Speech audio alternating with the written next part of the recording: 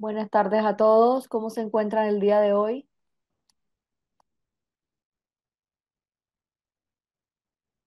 Saludos a todos los que se encuentran conectados. ¿Me cuentan si me pueden escuchar bien?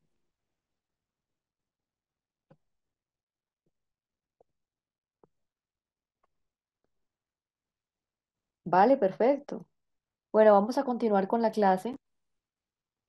Recuerden que nosotros quedamos en el segundo módulo del trastorno de estrés postraumático, que ya tiene que ver más que todo con el tema de la parte sintomatológica. En este módulo nosotros vamos a hablar ya de los síntomas como tal, por los cuales pues se presenta ese trastorno de estrés postraumático. Voy a silenciar el chat, como ya ustedes saben, y recuerden hacer las preguntas, anotarlas, y pues en otro momento yo se las respondo. Más o menos vamos a tener 1 hora y 20 de clase, y ahí pues activamos el chat y les respondo las preguntas que ustedes tengan.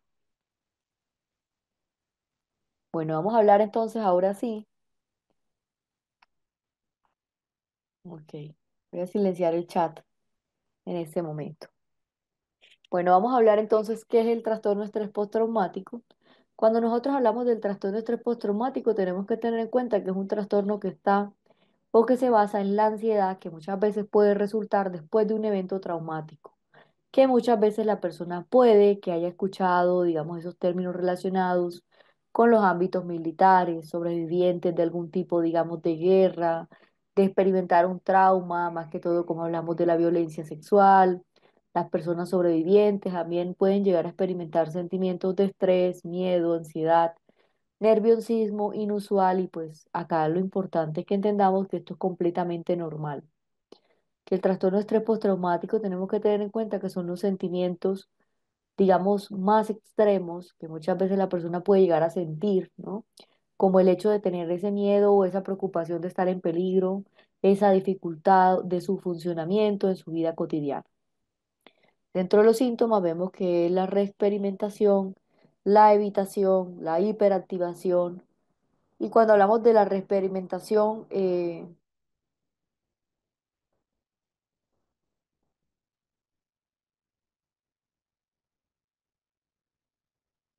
cuando hablamos de la reexperimentación, tenemos que tener en cuenta que muchas veces las personas están reviviendo los eventos a través de los flashbacks, de los sueños, de los pensamientos intrusivos, que cuando hablamos de la evitación, hablamos de ese cambio constante en la parte del subconsciente, más que todo en ese comportamiento en el cual la persona evita situaciones relacionadas con los eventos, como hablamos de perder el interés, las actividades que se solía disfrutar. Y la hiperactivación, hablamos de sentirnos al límite todo el tiempo, digamos, como nosotros tenemos en cuenta las dificultades para dormir o para sobresaltarse fácilmente frente a procesos, digamos, repentinos, ¿no? Cuando nosotros hablamos de, digamos, de la hiperactivación, es obviamente el hecho de que la persona tiene, digamos, dificultades para dormir, se sobresalta porque obviamente se encuentra, digamos, activado, con preocupación todo el tiempo, con esos estallidos repentinos. Y pues obviamente vamos a notar que en el trastorno de estrés postraumático pues se presentan estos síntomas, ¿no? Ya ustedes saben, los flashbacks me preguntarán, es cuando una persona tiene esos recuerdos vívidos de escenas a través de sueños, pensamientos intrusivos, recuerdos de situaciones.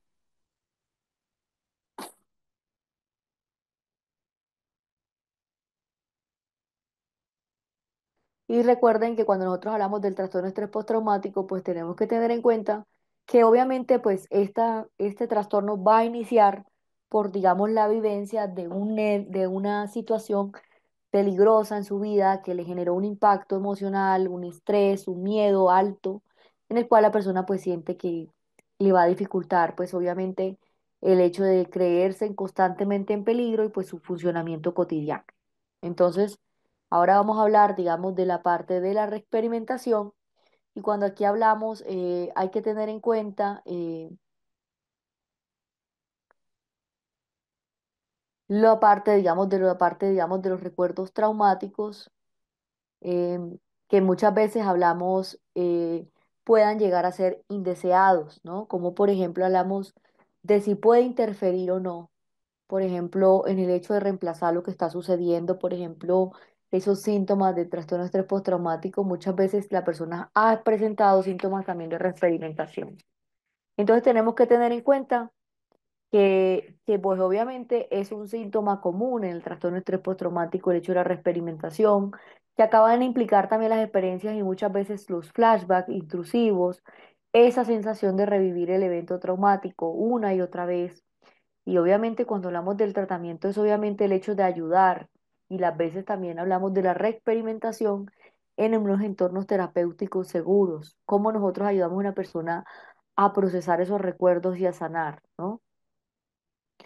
Entonces acá tenemos que tener en cuenta, eh, digamos, la forma, digamos, para buscar esos apoyos, digamos, sanos, ¿no? Cómo podemos ayudar a la persona, obviamente, a evitar ese procesamiento y pues obviamente todo lo que desencadena y cómo va, pues, va a obtener esa ayuda.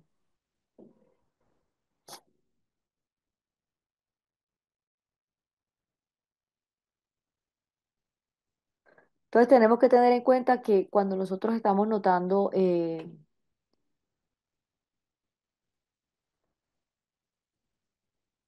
que muchas veces el trastorno de estrés postraumático, la persona va a revivir esos eventos una y otra vez, ¿no?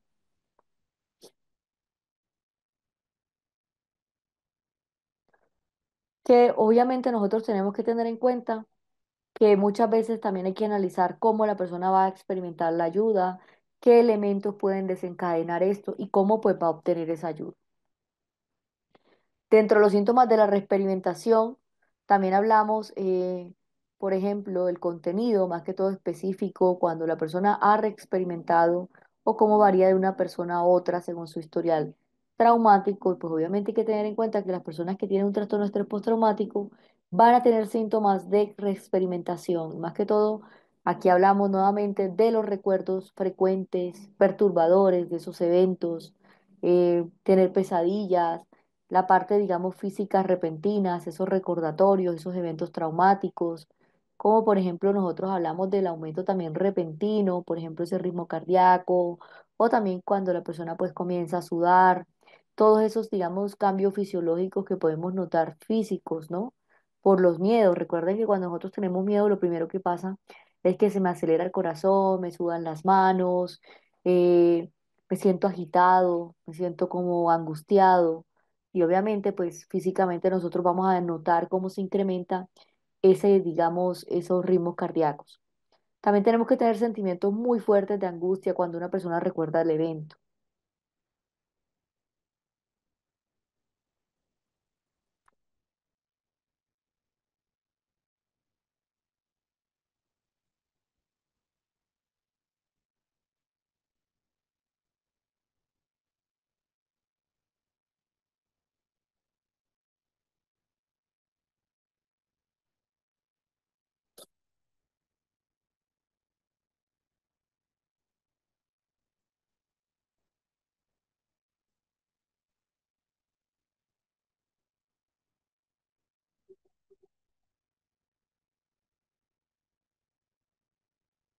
Hasta acá, pues digamos que tenemos que tener en cuenta que nosotros tenemos que tener en cuenta, digamos, todos esos sentimientos repentinos, ¿no? Todos esos sentimientos más que todo en los cuales tenemos que tener en cuenta también los sentimientos de angustia, los sentimientos después de un evento traumático, ¿no? Entonces tenemos que tener en cuenta que muchas veces hay sentimientos también de un evento traumático que va a suceder nuevamente y obviamente acá lo conocemos como flashback.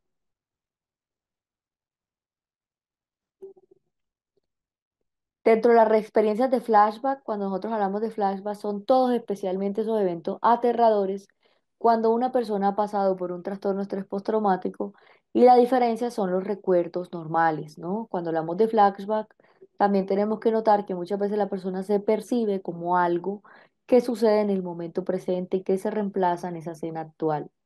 Muchas veces también hemos tenido en cuenta que esos flashbacks son esas emociones, esas reacciones físicas, cómo nosotros entendemos, por ejemplo, esas reacciones, esas imágenes, sonidos, olores, sabores, reacciones corporales y más que todo cuando son las mismas o posiblemente cuando son angustiantes.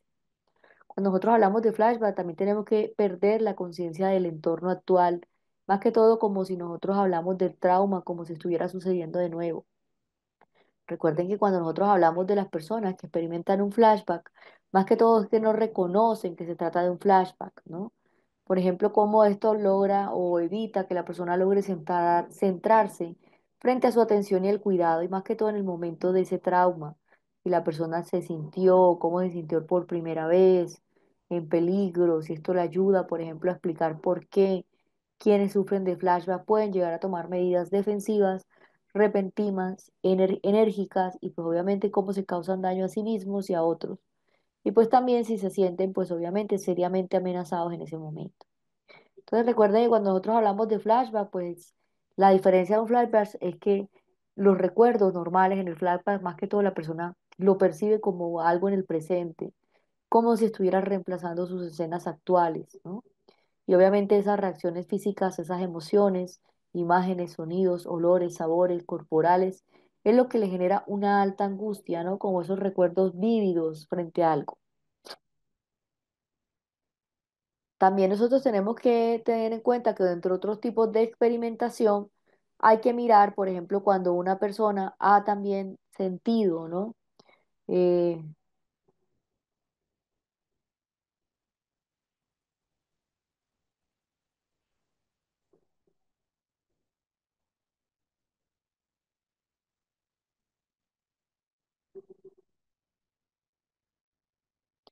por ejemplo, cuando nosotros notamos que en la reexperimentación una persona ha tenido pensamientos en el momento, ¿no?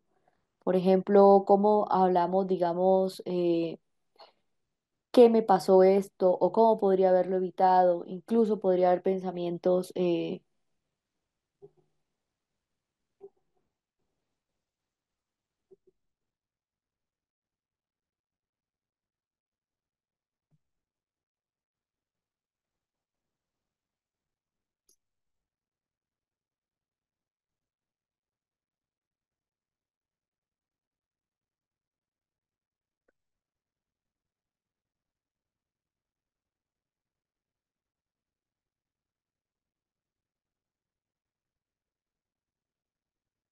Tenemos que tener en cuenta que muchas veces los pensamientos también son recordar esos eventos traumáticos, por qué me pasó esto, cómo podría haberlo evitado. Por ejemplo, esos pensamientos más que todo cuando son relacionados con el trauma, por ejemplo, si esto ha dañado la vida. Las personas cuando tienen un trastorno de estrés postraumático logran tener pensamientos como por ejemplo el hecho de experimentarlos con más frecuencia, los flashbacks o las reexperiencias, ¿no? Digamos que también tenemos que tener en cuenta que la reexperimentar también incluye recordar conscientemente la experiencia traumática de manera segura con un terapeuta. Como nosotros en resumen también trabajamos el tema de la reexperimentación y más que todo cuando nosotros nos desencadenamos esos recordatorios de un trauma. Por ejemplo, cuando empleamos esos recuerdos vívidos, angustiantes, la experiencia y también el hecho de implicar o no, es como reflexionamos a través, digamos, de esos efectos traumáticos que ha afectado la vida actual, ¿no? Como el hecho de que la persona recuerde conscientemente esa experiencia mientras trabaja con un terapeuta, también es un tipo de reexperimentación. Por ejemplo, las personas cuando han tenido, digamos, situaciones en pareja en las cuales han sido violentadas, maltratadas, golpeadas, a veces el recordar estos, de tener o recordar o reexperimentar esta información, pues les hace sentir como si nuevamente estuvieran siendo golpeadas, ¿no? Y obviamente, pues esto va a generar también, digamos, un tipo también de pensamientos, como por ejemplo, ¿por qué no lo evité? ¿Por qué no peleé? ¿Por qué no me fui de ahí? ¿Por qué me quedé en esa relación? ¿No? Y pues obviamente aquí entendemos lo que es la reexperimentación con un ejemplo de violencia de pareja o violencia intrafamiliar. Dentro de los elementos desencadenantes, Por ejemplo, tenemos que tener en cuenta, por ejemplo, los elementos, como por ejemplo puede una persona llegar a revivir eventos aterradores, ¿no? Por ejemplo, las personas cuando tienen trastorno de estrés postraumático.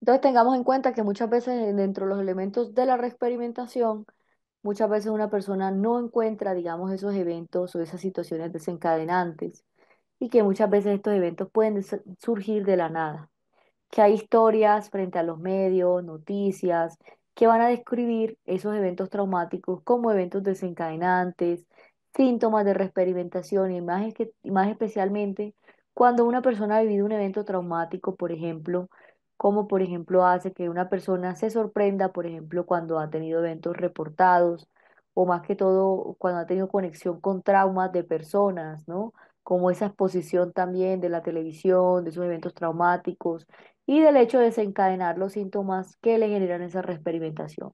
Tengamos que tener en cuenta que es difícil comprender para quienes no padecen un trastorno de estrés postraumático la falta de la comprensión que puede llegar a aislarlos y aún más frente a los síntomas. Tengamos en cuenta que dentro de los eventos desencadenantes personales, tenemos que tener en cuenta que hay muchos que tienen que ver con sensaciones breves, por ejemplo, de lo que la persona se formó, parte de esos eventos traumáticos, como por ejemplo hablamos del tono de la voz, si más que todo esto tiene que ver con la luz, si esto incide, por ejemplo, frente a un objeto, y pues obviamente más que todo, digamos, lo que tiene que incidir, digamos, frente al contacto, el movimiento por parte del cuerpo y los desencadenantes internos como los recuerdos intrusivos y las imágenes mentales, ¿no? También como nosotros hablamos de provocar la reexperimentación. Entonces recuerden que nosotros cuando estamos abordando estos temas de la reexperimentación,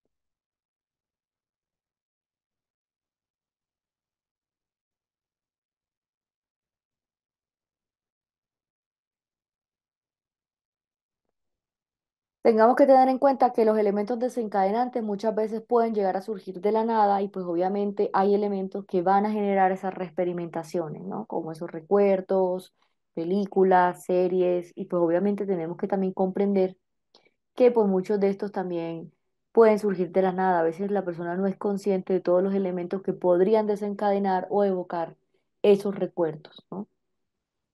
Allá sean por pensamientos internos, externos, imágenes mentales.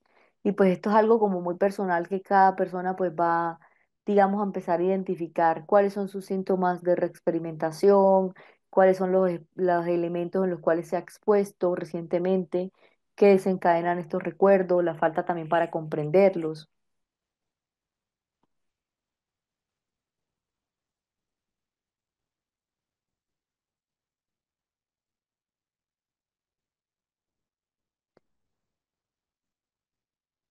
Dentro de la reexperimentar también tratamos el trastorno de estrés postraumático. ¿Qué tenemos que tener en cuenta de reexperimentar?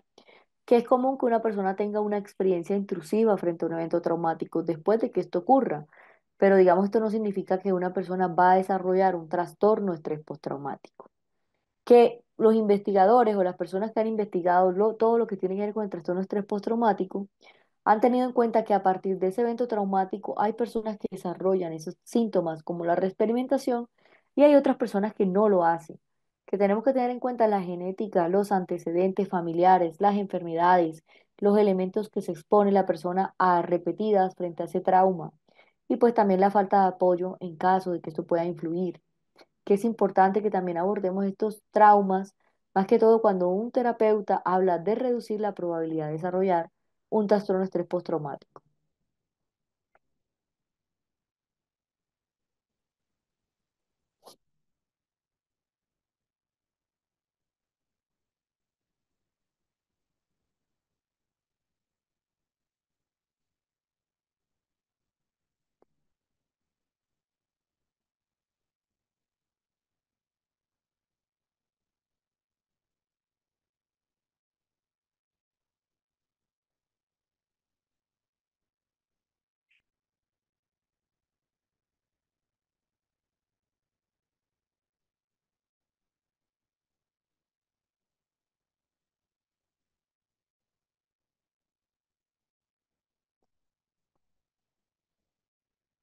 Dentro de otros síntomas que también vamos a tener en cuenta es la evitación, ¿no?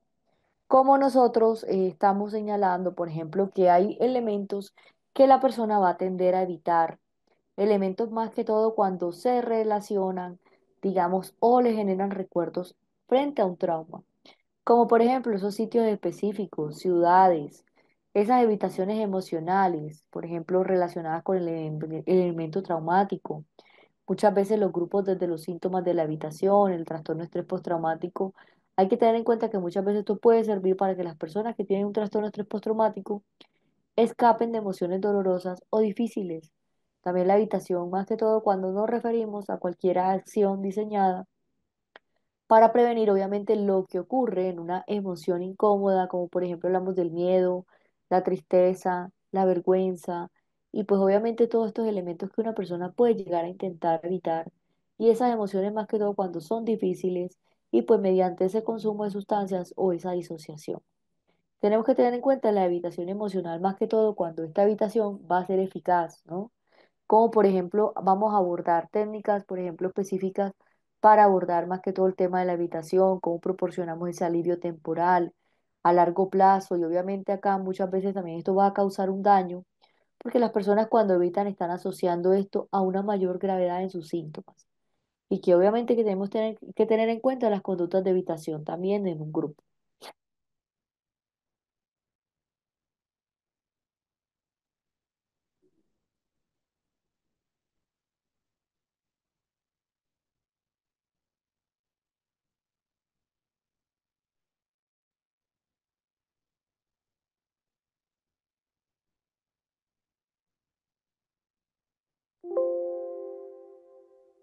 Regáleme un minutico, por favor. Pongo a cargar el computador.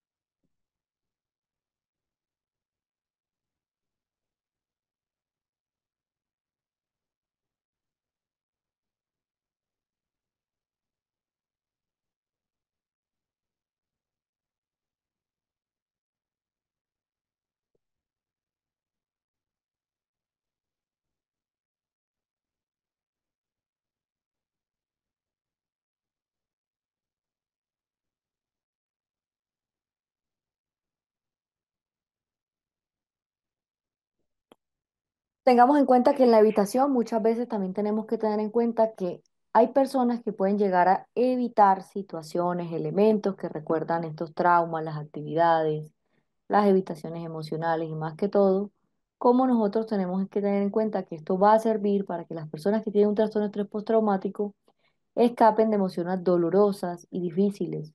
Cuando hablamos de la evitación, nos referimos a cualquier acción diseñada para prevenir la ocurrencia de una emoción incómoda. Muchas veces la tristeza, la vergüenza, pues va a hacer que la persona también tienda a evitar emociones difíciles y más cuando, por ejemplo, llegan a consumir sustancias, obviamente, para evitar estas emociones difíciles. Tenemos que tener en cuenta que la evitación emocional puede ser eficaz tanto a corto plazo y obviamente va a proporcionar un alivio temporal, pero pues a largo plazo, cuando una persona empieza a evitar situaciones, lugares, pues va a causar un daño porque estos pensamientos se van a volver inflexibles, ¿no?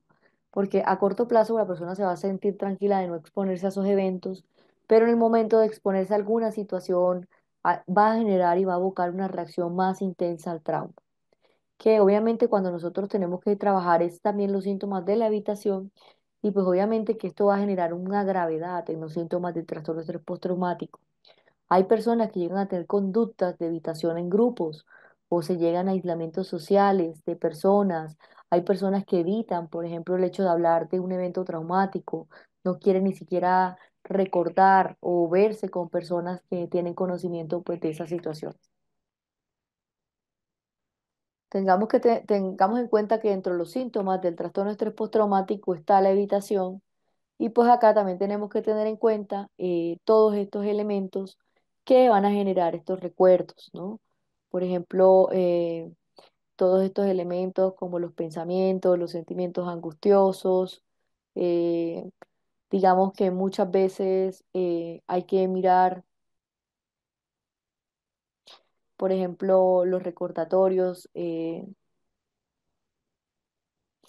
Como las conversaciones, las personas que pueden evocar estos recuerdos, todas esas conductas desde la evitación, la realidad, el esfuerzo, más que todo, todos esos elementos que pueden hacer que una persona vaya a aislarse frente a situaciones y a sentimientos que producen de esos síntomas relacionados con el trauma. También las personas cuando hablamos que van a practicar la evitación pueden presentar síntomas de entumecimiento emocional, como nosotros hablamos, por ejemplo, de una persona puede llegar a sentirse distante de los demás, a perder el interés en las actividades. Antes, más que todo, cuando la persona disfruta, por ejemplo, el hecho de tener esas dificultades, por ejemplo, para experimentar esos sentimientos positivos, como la felicidad, el amor, y cómo pues va a evitar las experiencias emocionales. Y pues esto más que todo se presenta en las personas que tienen un trastorno de estrés postraumático, que la habitación emocional hay que identificar, por ejemplo, todas esas investigaciones, más que todo cuando se demuestran que hay personas que tienen un trastorno de estrés postraumático, a menudo pues lo que hablamos de intentar o de evitar o de reprimir sus emociones, por ejemplo, más que todo las que están relacionadas con esa experiencia traumática, esas emociones en general. Hay personas que llegan a, digamos, a descubrir cómo pueden llegar a intentar sentir emociones y esto pues también va a empeorar los síntomas porque va a contribuir al desarrollo que después de experimentar un evento traumático.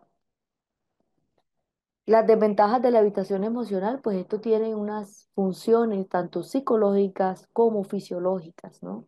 Más que todo cuando nosotros hablamos de la habitación, es que muchas veces las personas no proporcionan esa información sobre sí mismos, sobre lo que sucede a su alrededor, que en el momento de comunicar no se motivan a actuar y acá lo que nos tenemos que tener en cuenta es que muchas veces el miedo nos indica, por ejemplo, que podemos estar en peligro. La tristeza nos indica que necesitamos tiempo para cuidarnos, para buscar ayuda, cómo nosotros entendemos nuestras emociones y no es romantizarlas, sino entenderlas, interpretarlas, identificar por qué me siento de esta forma y pues obviamente se trata también que uno le dé un manejo a sus emociones, ¿no? Que logremos también ser conscientes de nuestras emociones y lo que evadimos emocionalmente, pues va a suprimir temporalmente una emoción difícil, pero las emociones muchas veces pueden llegar a intentar volverse más difíciles cuando las ignoramos por un tiempo. Por ejemplo, a veces notamos que hay personas que ignoran, por ejemplo, los estados y viven como en piloto automático y con el tiempo puede desencadenar estas situaciones en una desesperanza, en una depresión, en un problema psiquiátrico incluso mayor que el que tenía, ¿no? Y que muchas veces esto partió de qué? De una idea negativa, de un pensamiento negativo de sí mismo. Entonces es importante que nosotros entendamos que las emociones tenemos que evitar volverlas difíciles de ignorar con el tiempo, que las emociones pueden contraatacar. Por ejemplo, ¿cuál es la función que me dice estas emociones? ¿Qué me dicen estos miedos? ¿Yo cómo voy a identificar, por ejemplo, todo esto, ¿no?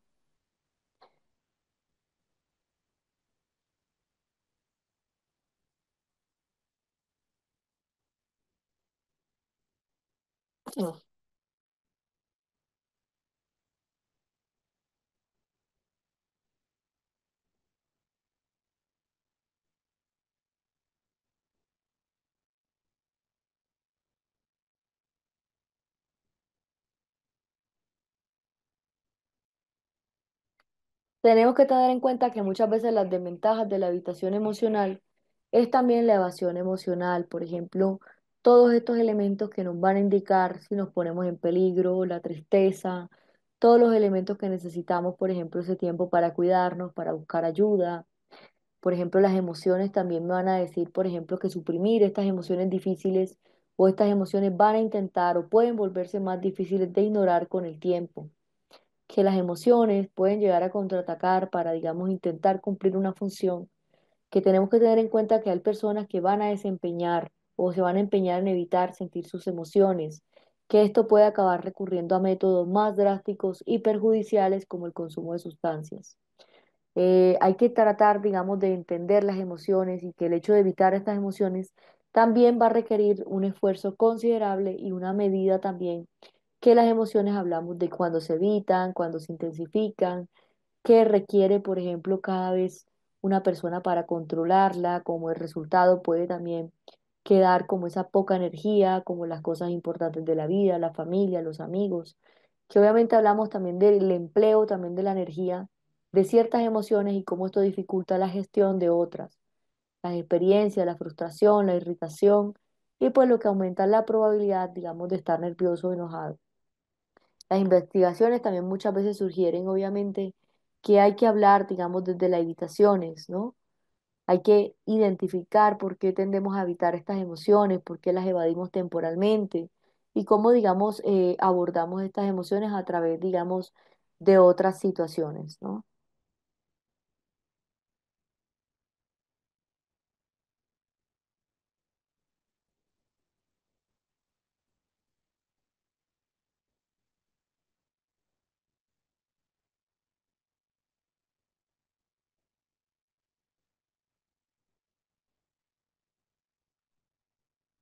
Ahora, digamos que hasta aquí queda la parte, digamos, de la parte de la evitación.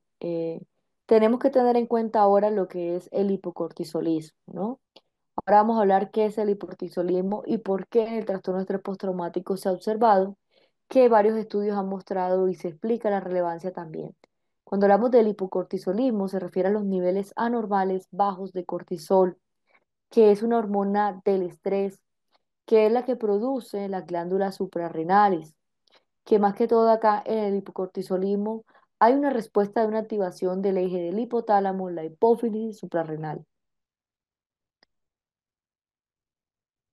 Tenemos que tener en cuenta que en el trastorno de estrés postraumático es un mecanismo que se propone cómo genera esa parte paradójica del estrés y pues a diferencia de otros trastornos, por ejemplo, como el caso, digamos, de la depresión mayor, donde pues obviamente notamos que pasarse el cortisol cuando suele ser elevado, el trastorno de estrés postraumático, se ha documentado la frecuencia a una respuesta hipocortisolísmica, si se cree que esto podría deberse a una regulación frente a la baja también del eje del HHS, que es lo que ya veníamos hablando del hipotálamo, hipófisis suprarrenal, y pues obviamente la exposición prolongada al estrés postraumático.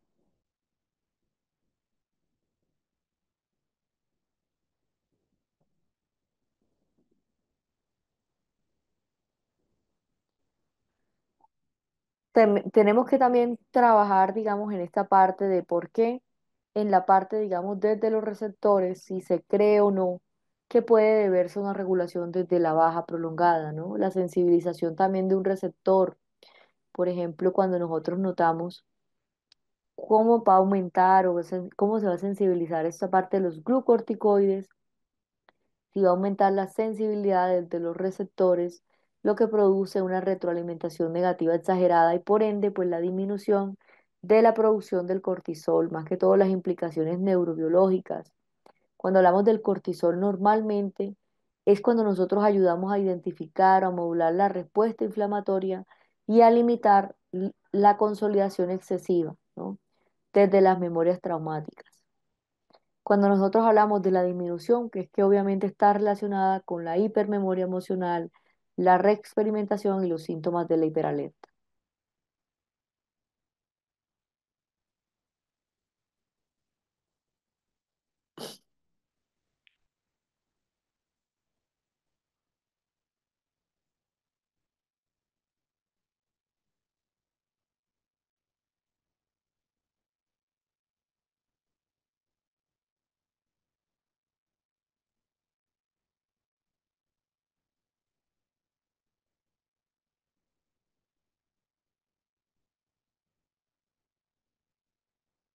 Tengamos en cuenta que cuando hablamos del hipocortisolismo, es una condición médica que se caracteriza obviamente por los niveles bajos del cortisol, que es la hormona, digamos, que produce la glándula suprarrenal, ¿no? Como ya les había dicho, pues, ¿qué es lo que va a pasar acá? Pues obviamente el cortisol es la que se produce, que es la que libera esa respuesta de estrés físico y emocional. Y la clave, pues digamos, es esa respuesta que genera en la parte inmunológica, como regula también la parte, digamos, del azúcar, los carbohidratos, las presiones arteriales.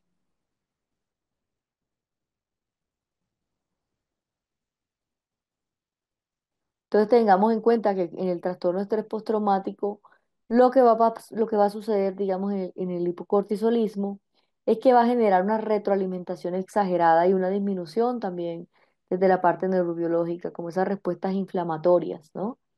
¿Y cómo podemos entender esto? Es como en muchos casos hay personas que tienen también, que no responden adecuadamente a un estrés o que su sistema de respuesta al estrés está hiperregulado o también desgastado, que pues vamos a notar qué pasa con el HHA, que es hipófisis, hipotálamo y la glándula adrenal, ¿no? Tengamos que tener en cuenta que la liberación del cortisol frente a estímulos que son estresantes se va a ver disminuida, que el cerebro pues muchas veces va a estar en un estado de hipersensibilidad al cortisol. ¿Qué va a ocurrir en este caso? Pues que se va a regular también la baja producción como ese mecanismo defensivo, como por ejemplo hablamos del cortisol, porque muchas veces baja, ¿no? En la hiperactivación de la amígdala. Que amígdala, recuerden que es la hormona que le conocemos de las emociones, más que todo la que nos ayuda como a entender o a identificar esas emociones como el miedo, ¿no? Y que obviamente se va a mantener alerta y va a generar una reactividad frente a amenazas y más que todo en la hiperacción simpática. ¿Qué han encontrado los estudios? Pues que que el cortisol plasmático en los adultos que tienen trastorno de estrés postraumático no siempre se observa en los niños, ¿no?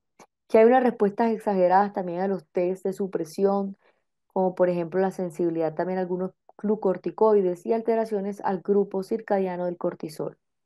¿Qué implicaciones tiene clínicas esto? Pues el estado de la hipervigilancia crónica, y es que sin el cortisol suficiente, pues obviamente para modular también esas respuestas, síntomas persistentes como sobresaltos, insomnios, irritabilidades, reexperimentaciones, la mayor cantidad también de un afrontamiento fisiológico frente a nuevas fuentes de estrés, el posible vínculo de los efectos inmunológicos y somáticos, como hablamos de la inflamación crónica o la fatiga, también los aportes del tratamiento, y es que muchas veces la parte de la psicoeducación puede incluir la explicación, por ejemplo, cuando un sistema de estrés no regula bien la alarma, ¿no?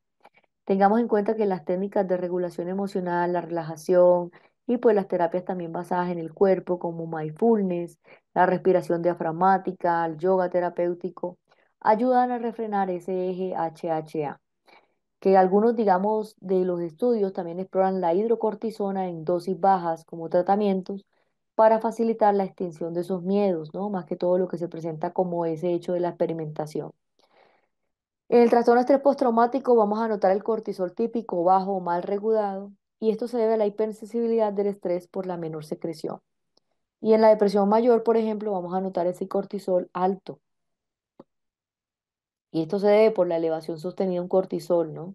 Entonces tengamos en cuenta que en el trastorno de estrés postraumático va a haber una disminución y que está relacionada obviamente con la memoria emocional, con la experimentación, con los síntomas de hiperalerta.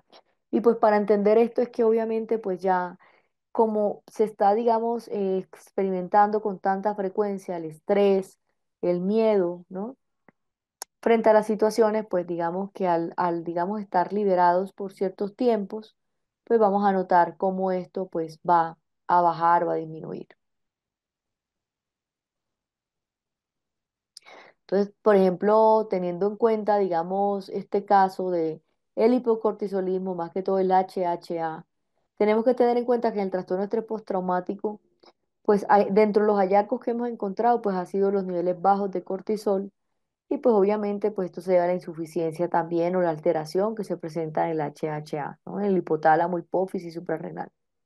Que también hay una sensibilidad aumentada a una retroalimentación negativa y es obviamente porque hay una disminución del cortisol en la cual puede estar relacionada con la mayor sensibilidad desde los receptores glucorticoides, que es lo que llamamos a esa inhibición pronunciada más que todo de la producción del cortisol. También el aumento de la CRF, como observamos la hormona liberadora, por ejemplo la corticotropina, que es la que indica la activación persistente del HHA y de los bajos niveles de cortisol. Hay unas implicaciones clínicas que también tenemos que tener en cuenta y son las respuestas del estrés alteradas. Por ejemplo, en el caso del hipocortisolismo, también cómo pues, esto puede contribuir a una respuesta al estrés disfuncional, cómo se caracteriza por una activación prolongada, por un sistema nervioso simpático, una incapacidad para retomar el estado de homeostasis y pues frente a los síntomas también la baja disponibilidad de ese cortisol, porque en ese momento se va a presentar síntomas de hipervigilancia, de la reexperimentación, de las dificultades para la regulación emocional y obviamente pues se van a presentar estos síntomas, ¿no?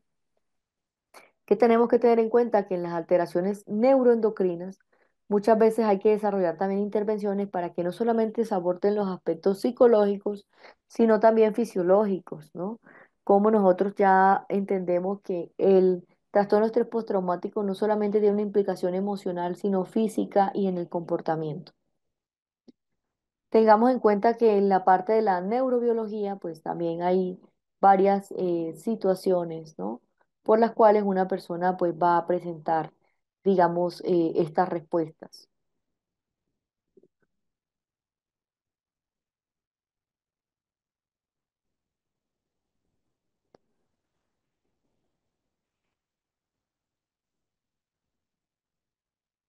Entonces, dentro de la parte, digamos, de la disminución, más que todo de la reexperimentación, pues ya nos queda un poco claro lo que es el hipocortisolismo. Ya dentro de poco les voy a activar el chat para que ustedes me puedan hacer sus preguntas. El hipotálamo, ¿por qué está implicado, digamos, en esta parte del hipocortisolismo? Porque recuerden que es la estructura cerebral que va a actuar como ese centro neuroendocrino y autonómico, que es la base en el encéfalo, más que todo que está justo al tálamo y que forma ese sistema límbico. ¿Qué pasa en el hipotálamo hipófisis adrenal? Pues es la que la que va a liberar esa hormona de la corticotropina que se estimula la hipófisis, como hablamos de esas glándulas como, que son las que producen el cortisol, que es la que va a generar esa respuesta del estrés, que también va a haber una regulación de ese sistema nervioso autónomo que va a controlar esas funciones involuntarias, esas funciones que nosotros no controlamos, como es el ritmo cardíaco, la presión arterial, la digestión, la respiración y pues que esto también va a producir, por ejemplo, una homeostasis interna y es más que todo esas funciones vitales como hablamos de la temperatura corporal, la hambre, la saciedad, la sed, el balance de los líquidos, los ritmos circadianos, por ejemplo, el sueño y la vigilia y el líbido. Que esa hormona también va a tener una implicación directa con la oxitocina y la vasopresina, ¿no? Que son las que almacenan y las que liberan la neurohipófisis que va a haber una regulación emocional porque muchas veces también la expresión fisiológica de las emociones, más que todo las emociones que tienen que ver con el trastorno de estrés postraumático, como es el miedo, la ira o el placer, pues van a tener un parte de ese sistema límbico. Entonces, ¿qué tenemos que tener en cuenta? Que obviamente estos elementos del trastorno de estrés postraumático va a generar una desregulación del estrés, que va a generar unos cambios ya a nivel, digamos, de la parte del sistema límbico, como es el hipotálamo, la hipófisis, hormonas como el cortisol, porque obviamente pues la persona está teniendo la presencia de cargas la disminución de las cargas del cortisol en el cuerpo. La alimentación también va a haber, digamos, va a tener una implicación en ese centro de alimentación, del hambre. Y disfunciones también, como hablamos de disfunciones como por ejemplo el síndrome de Cushing o Addison secundario.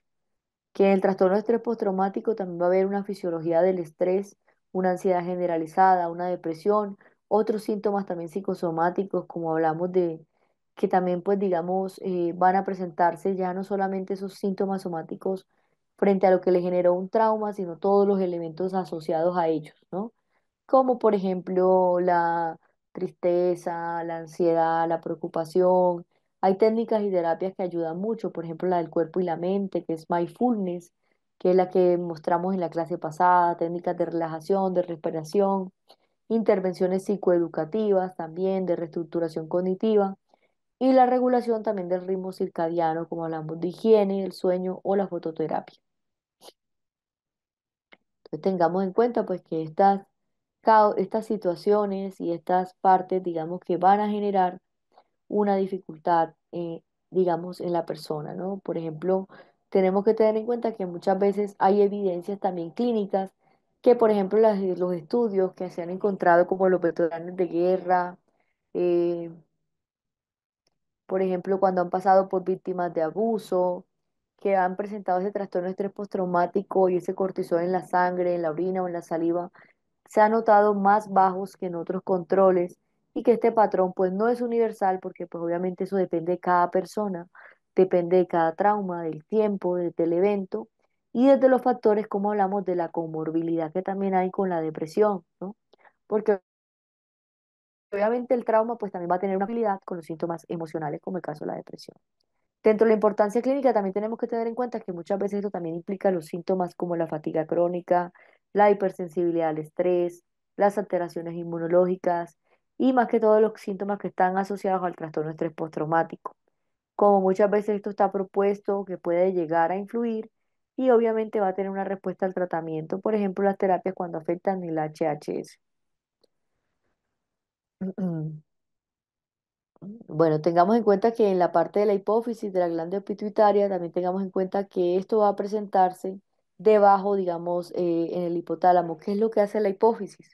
Pues es la que va a controlar y a coordinar las funciones endocrinas esenciales por medio de la liberación de las hormonas que pues obviamente tienen que ver con el crecimiento, con el estrés, con el metabolismo, con la reproducción, que pues obviamente acá más que todo lo que está relacionado con el trastorno de estrés postraumático es todo lo que está contextualizado con el estrés, ¿no? Como el cortisol y como obviamente este es un sistema clave para las respuestas de un estrés agudo o crónico, porque obviamente pues también va a liberar, pues obviamente y va a estimular las glándulas también que producen ese cortisol. Entonces recuerden que pues para tener en cuenta pues las disfunciones que hay en el eje del hipotálamo, de la hipófisis y en la glándula adrenal, pues están implicadas en el trastorno de estrés postraumático, más que todo porque si hay una hipoactivación y un hipocortisolismo, ¿no? Que en el caso de la depresión lo que vemos es una hiperactivación y un hipercortisolismo, es decir, que va aumentado el cortisol, que también se observa y se puede observar en los trastornos de ansiedad y psicosomáticos. Entonces, que muchas veces, pues acá lo que tenemos que tener en cuenta es el patrón universal que tiene cada persona frente a las comorbilidades en factores de tener también trastornos como depresión o ansiedad. Tenemos que tener en cuenta que la fatiga crónica y la parte, digamos, que influye frente al estrés o las alteraciones inmunológicas también incluyen cambios disociativos, como vemos que estos se vuelven cambios propuestos también en influir en la respuesta del tratamiento, por ejemplo, las terapias cuando afectan el HHS.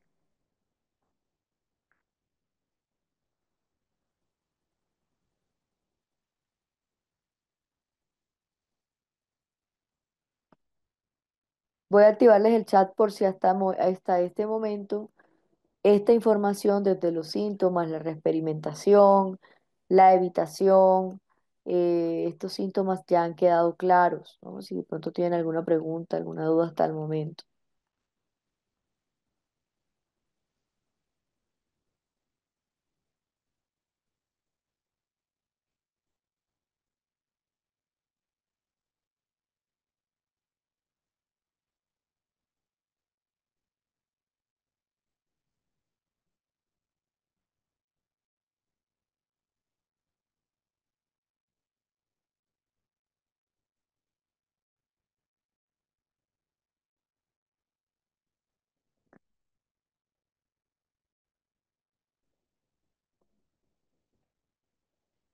Dentro del fenómeno del hipocortisolismo, tenemos que tener en cuenta que aquí se ha descrito más que todo y principalmente, pues todos estos elementos que influyen, digamos, en los pacientes cuando tienen este tipo de reexperimentación, después de un evento traumático, por ejemplo, cuando nosotros identificamos, por ejemplo, los pacientes, cuando han experimentado estos eventos, posteriormente, cómo esto se ha desarrollado, un trastorno de estrés, por ejemplo, más que todo los que se presentan, digamos, como por ejemplo que muchas veces no se ve o no se observa claramente, digamos, ese estrés postraumático, como nosotros notamos, por ejemplo, que el hipocortisolismo no solamente representa un correlato específico en el trastorno de estrés postraumático, sino que también hay hallazgos en los cuales se han identificado en individuos o en personas que son sanas, que viven bajo condiciones de estrés crónicos, también pacientes que han tenido varios trastornos corporales, pues obviamente esto cómo influye bajo, digamos, esas condiciones, ¿no? ¿Cómo influye esa fatiga crónica, esa fibromialgia, esos trastornos somatomorfes, las artritis o el asma? Y pues muchos de ellos se han encontrado trastornos que han sido relacionados con el estrés. Cuando nosotros hablamos del hipocortisolismo, muchas veces parece ser, digamos, un fenómeno frecuente que ha sido generalizado, que puede tener una naturaleza de los mecanismos subyacentes o una homología también de los mecanismos dentro de los grupos clínicos también, que más que todo hay que tener en cuenta la parte de la desregulación de los niveles del hipotálamo, hipófisis adrenal, y pues obviamente toda esa vulnerabilidad genética que va a presentarse en el momento del estrés, cómo nosotros nos afrontamos desde la personalidad, que esto va también a determinar esa parte de la neuroendocrina, y pues obviamente es importante que propongamos esos conceptos, digamos, teóricos, desde ese desarrollo, el significado, esa parte fisiológica, lo que es basado también en hallazgos y cómo proponemos, pues sobre todo en la falta persistente de la disponibilidad del cortisol en los individuos traumatizados, por ejemplo, crónicos o estresados, cómo pueden promover esa mayor vulnerabilidad para el desarrollo de estrés, de los trastornos corporales relacionados y pues el momento también patológico, como hablamos de tener esas importantes implicaciones para la prevención, diagnóstico y tratamiento de los trastornos psicosomáticos clásicos. En los últimos años, pues se han encontrado también estudios paradójicos neurobiológicos sobre los factores que afecta el estrés, como la secreción del cortisol relativamente disminuida en lugar de aumentada, porque hay individuos que obviamente al estar expuestos a estrés severo sufren de trastornos relacionados con el estrés, que obviamente el fenómeno del hipocortisolismo ha mostrado una atención creciente en el campo de la investigación sobre el estrés y sobre las medidas de cómo esto desafía o prácticamente cómo esto revierte los conceptos desde la parte de las pruebas de los prevalecientes, como la parte neuroendocrina del estrés, donde pues vemos que hay estudios que son seminales, y pues obviamente el estrés cómo se ha asociado frente a la activación del hipotálamo, hipófisis y adrenal, ¿no? El resultado, obviamente, en última instancia, pues se ha visto esa secreción aumentada del cortisol en las glándulas suprarrenales. Por acá veo que me han hecho varias preguntas y se las puedo responder. Sí, todo este material y las ayudas de las diapositivas se encuentran en el material de estudio, muy bien. También pruebas psicológicas. Cómo manejar las reacciones emocionales en los pacientes. Bueno, lo primero que nosotros cuando vamos a anotar es que también tenemos que buscar unos cambios también desde la parte no solamente psicológica, emocional, como hablábamos de la regulación emocional, porque obviamente es una persona que tiene unos síntomas de activación, de miedos, Y pues habría que afrontar esas regulaciones, esas ansiedades, esas preocupaciones. Habría también que brindarle estrategias para manejar, por ejemplo, las partes fisiológicas en las cuales se altera el miedo. Por ejemplo, como nosotros trabajamos a través de la terapia de la respiración para que una persona logre mantener o regular esos cambios emocionales.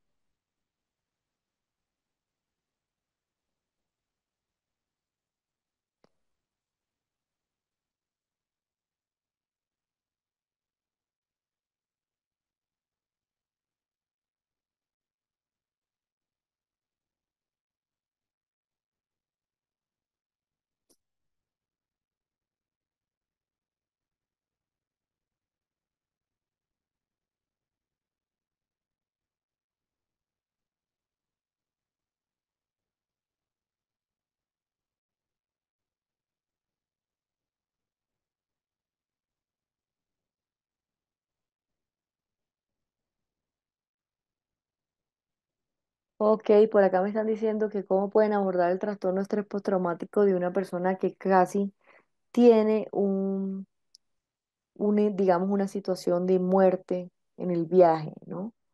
Habría que identificar todos los elementos que produce esos miedos que le produce, por ejemplo, trabajar los miedos a la muerte, esas, digamos, esa forma también de entender que ese miedo pues ocurrió, pero eso no significa que pues todas las veces va a experimentar ese miedo, que siempre pues va a estar expuesto a esas situaciones.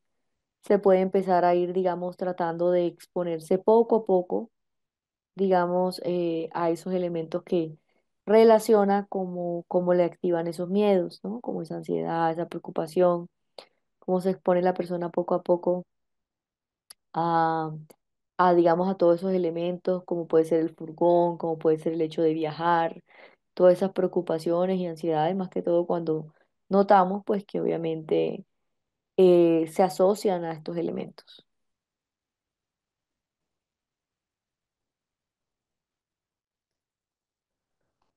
¿Cómo abordar un estrés postraumático de un joven que, aunque no puedo ver las anteriores? ¿Cuáles son las manifestaciones de la evitación? Habíamos hablado más que todo en resumen, la evitación emocional, la evitación desde la experiencia, digamos, habíamos hablado de todos los síntomas de la evitación también desde recordar, cómo yo evito también mis emociones, todos los elementos que pues van a generar que evite ciertas situaciones o ciertos comportamientos.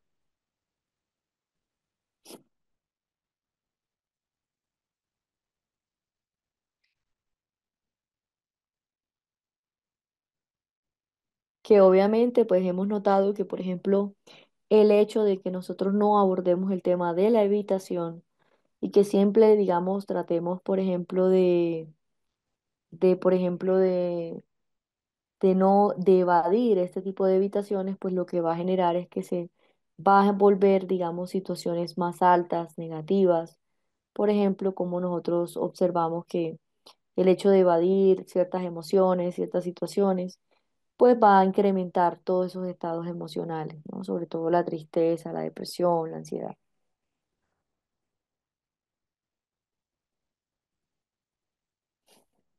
Bueno, ya de esa parte fisiológica vamos a hablar más adelante, pero digamos que esa parte, o sea, cuando yo refiero, es que una persona cuando se expone a elementos que le genera estrés, preocupación, va a tener unos cambios fisiológicos, ¿no? Como el hecho de la reexperimentación, de los miedos, la ansiedad, la preocupación. Y pues obviamente nosotros cómo vamos a abordar estos síntomas físicos. Por ejemplo, a través de la respiración logramos regular esos cambios, digamos, por ejemplo, esa aceleración cardíaca, ¿no? Como nosotros a través, por ejemplo, de técnicas, por ejemplo, de mindfulness, logramos también manejar pues estos cambios también que van a generar como estas preocupaciones, estas ansiedades, estos miedos.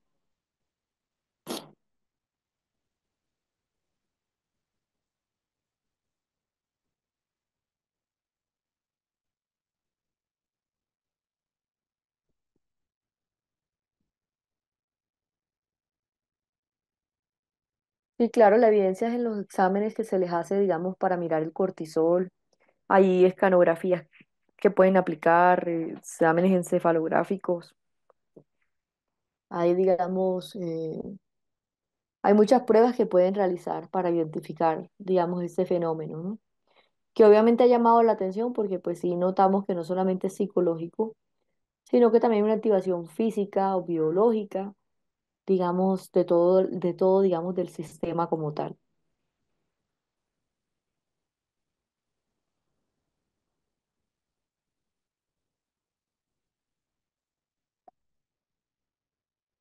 El estrés sumado a todos los eventos traumáticos ocasiona problemas a nivel físico y fisiológico.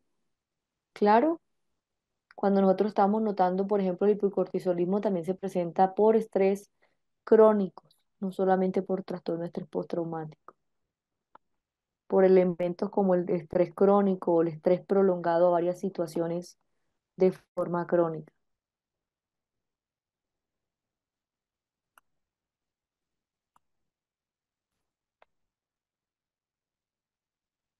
La clase del día de hoy termina a las 5 de la tarde.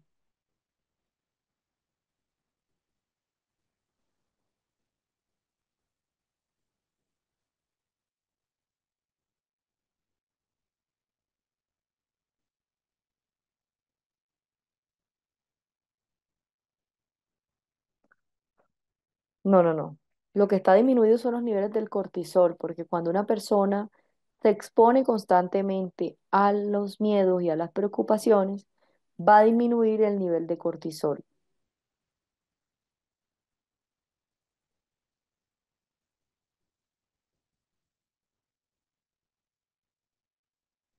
Y en la depresión va a aumentar. Pues obviamente, porque obviamente digamos que lo que tenemos que tener en cuenta es que el cortisol es la hormona del estrés, que se libera por las glándulas suprarrenales, que tiene un rol adaptativo y es obviamente nosotros ayudar a liberar o a lidiar con el estrés físico y psicológico. Y cómo nosotros vamos a entender esa sobreactivación crónica más que todo, esa regulación de esos ejes, por ejemplo, en los aspectos patológicos. Hay una diferencia que también tenemos que notar y son las respuestas del eje del HHA. Cuando nosotros notamos el trastorno de estrés postraumático, vamos a observar que va a haber una hipoactivación en muchos casos, que el nivel de cortisol va a bajar o inadecuadamente se va a ver bajo, que la sensibilidad de los receptores va a verse aumentada porque obviamente está sensible frente a todos estos receptores. ¿Por qué? Porque está en constante alerta, hipervigilancia y pues no tiene una modulación del estrés. En cambio, en la depresión se va a ver una hiperactivación, se va a ver alto, se va a ver disminuido la parte de los receptores, esa retroalimentación débil, y pues se debe porque en la depresión hay una fatiga, anedonia, una neurotoxicidad del hipocampo, ¿no? En cambio, en el otro, digamos, en el trastorno de estrés postraumático se ve una hipervigilancia. Acá no, acá obviamente se va a ver aumentada porque pues obviamente va a haber una fatiga, ¿no?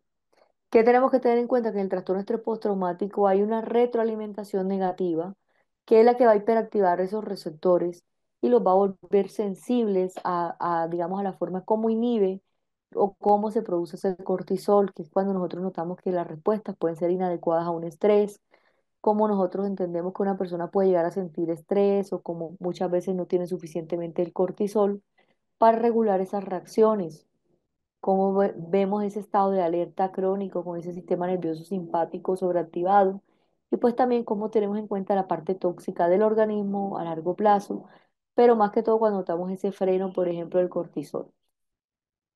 En caso de la depresión mayor, también nosotros notamos, por ejemplo, que el HHA pues se presentan niveles elevados del cortisol basal. Y obviamente frente al estrés, y esto se debe también a la parte que está dañada, los receptores, porque vemos que es menos sensible, entonces ese sistema no se va a apagar, ¿no? Adecuadamente. Que va a haber un exceso de cortisol porque va a haber estructuras cerebrales como el hipocampo que afecta la memoria, la motivación y el estado del ánimo. En la interpretación clínica tenemos que tener en cuenta que esto está vinculado a las respuestas traumáticas de congeladas o de bloqueadas, y más que todo las que tienen que ver con el hipocortisolismo, la disociación y la alerta sin la moderación. Y en caso de la depresión, pues simplemente hay una sobrecarga de ese estrés mal procesado, como un cortisol elevado que va a perpetuar síntomas depresivos y cognitivos. Espero que esta parte haya sido como les haya aclarado un poco por qué se ve, digamos, elevado en la depresión digamos, disminuido en el trastorno de estrés postraumático. ¿Las fobias hacen parte del estrés postraumático? No, pero cuando las fobias son producidas por un evento traumático, pues ya ahí sí notamos unos síntomas asociados a ese evento. ¿Cómo se regula el cortisol? Pues obviamente cómo nosotros vamos a abordar, manejar esas emociones, ¿no? Cómo vamos a regular esos síntomas fisiológicos. Si una persona se ve ansiosa, preocupada, estresada, pues cómo desactivamos esa hiperactivación o ese miedo, esa angustia, esa ansiedad. Pues a través de ejercicios de respiración, de meditación, digamos, todos estos ejercicios van a ayudar a que la persona logre regular y aprender a regular, que es lo más importante, esos estados emocionales en el momento que lo requiera.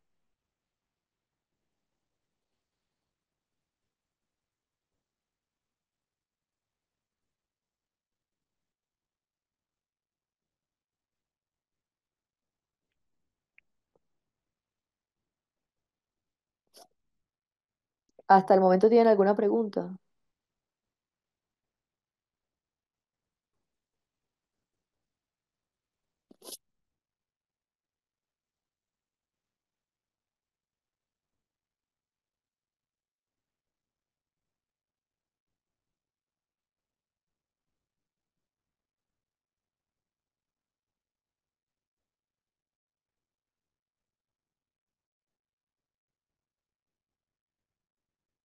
Lo primero que tenemos que hacer es obviamente trabajar los síntomas asociados al trastorno de estrés postraumático. Tenemos que trabajar, por ejemplo, los miedos que hay frente a accidentes, cómo poco a poco, digamos, después de regular la parte emocional, pues vamos a poner lentamente a esa persona a elementos desde la imaginación en vivo o imaginaria frente a los accidentes, a las motos, ¿no?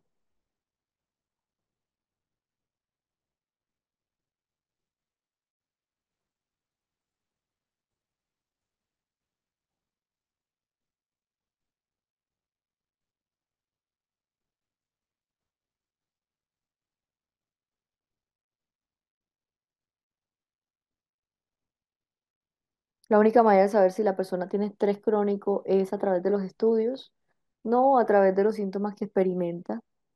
También la activación que se presenta cuando una persona activa, digamos, esos miedos, ¿no?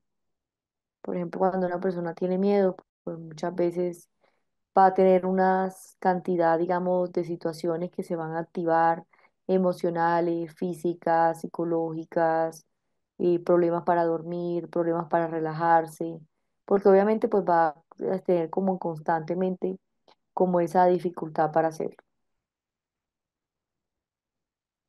Cada vez vamos a encontrar, y yo incluso les agregué en el material unos artículos que están en inglés, pero que son nuevos, sobre el tema del hipocortisolismo para que lo entiendan un poquito más, sobre cómo también esto afecta también el sistema inmune. Y pues obviamente pues tenemos que tener en cuenta pues digamos que no solamente pues el trastorno estrés postraumático va a generar un cambio y un problema emocional grave, sino también problemas también a nivel digamos físicos, fisiológicos. ¿Cuáles pueden darse ese estrés crónico? ¿Cuál es el tiempo de la duración del tratamiento y las terapias?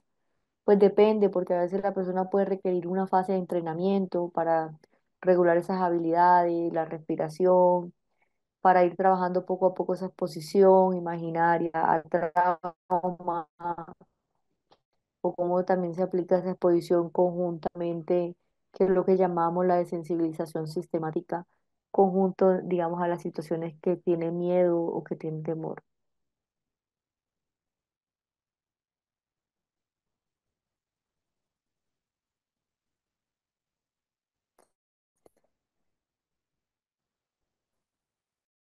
Puede tratarse un trastorno de estrés postraumático por mucho tiempo, también la medicación psiquiátrica y obviamente la terapia psicológica. Se recomienda la terapia combinada, pues en este caso.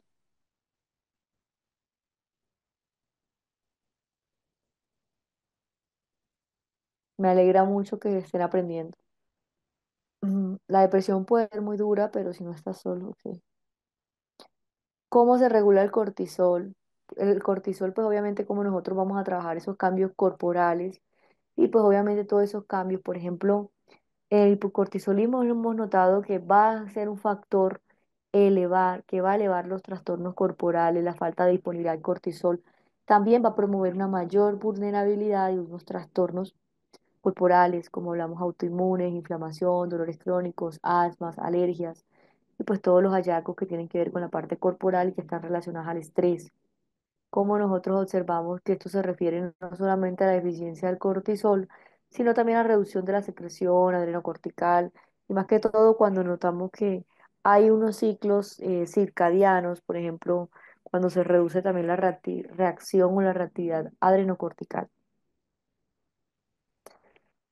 Tenemos que tener en cuenta que hay que mirar, por ejemplo, la parte de la retroalimentación negativa del HPA y por la reducción de los efectos del cortisol de las células diana, por ejemplo, lo que tiene que ver con ese aclaramiento, la unión del cortisol, la menor sensibilidad de las células diana al cortisol y las relaciones que hay entre las respuestas del estrés y los niveles del cortisol, desde los síntomas psiquiátricos, particularmente en la ansiedad y los factores también de la inconsciencia, como la amnesia postraumática, que muchas veces puede prevenir la conciencia de la lesión y las consecuencias, digamos, de esas partes, digamos, potenciales, ¿no? Lo que evita una respuesta, ese estrés exagerado y el aumento también de los niveles del cortisol.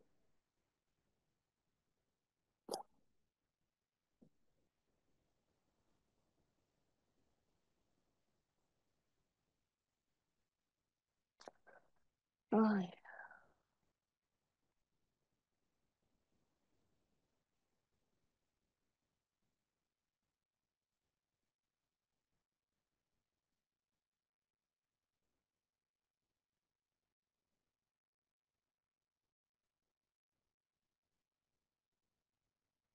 sí, vamos a mirar los miedos de forma práctica, claro que sí.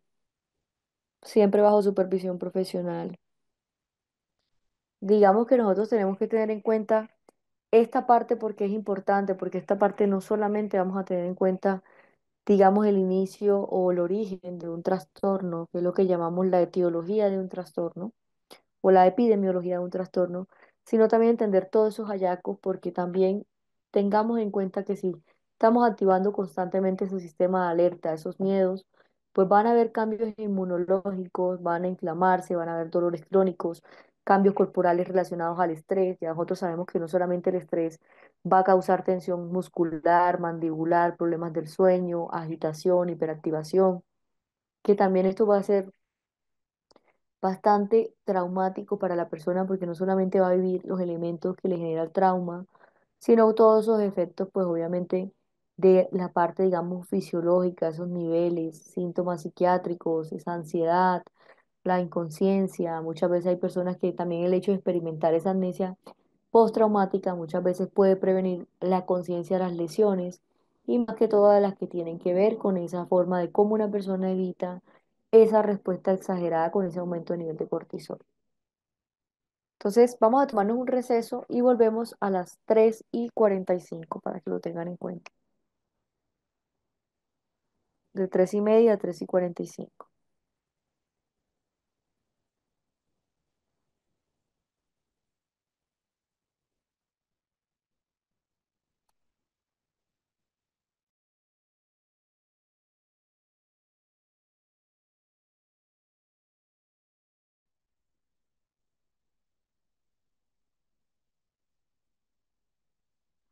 Por aquí veo que me han hecho algunas preguntas.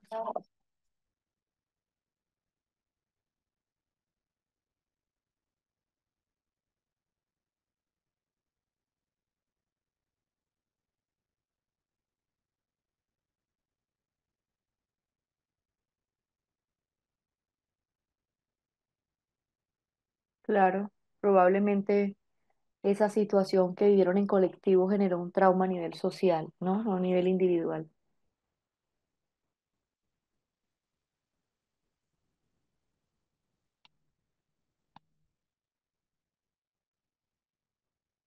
Bueno, regalen un minuto, voy a ponerles.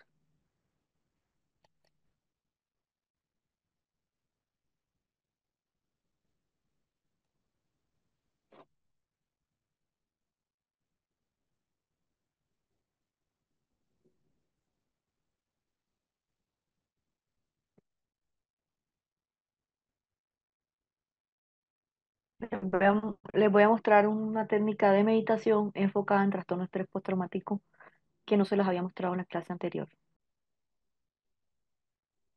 Bueno, cuéntenme cómo les pareció esta meditación, más que todo enfocada en trastorno de estrés postraumático. Digamos que de alguna forma este tipo de terapias van a ayudar a nivelar esos estados emocionales cuando nosotros observamos que se hiperactivan, ¿no? Más que todo cuando una persona tiene un trastorno de estrés postraumático.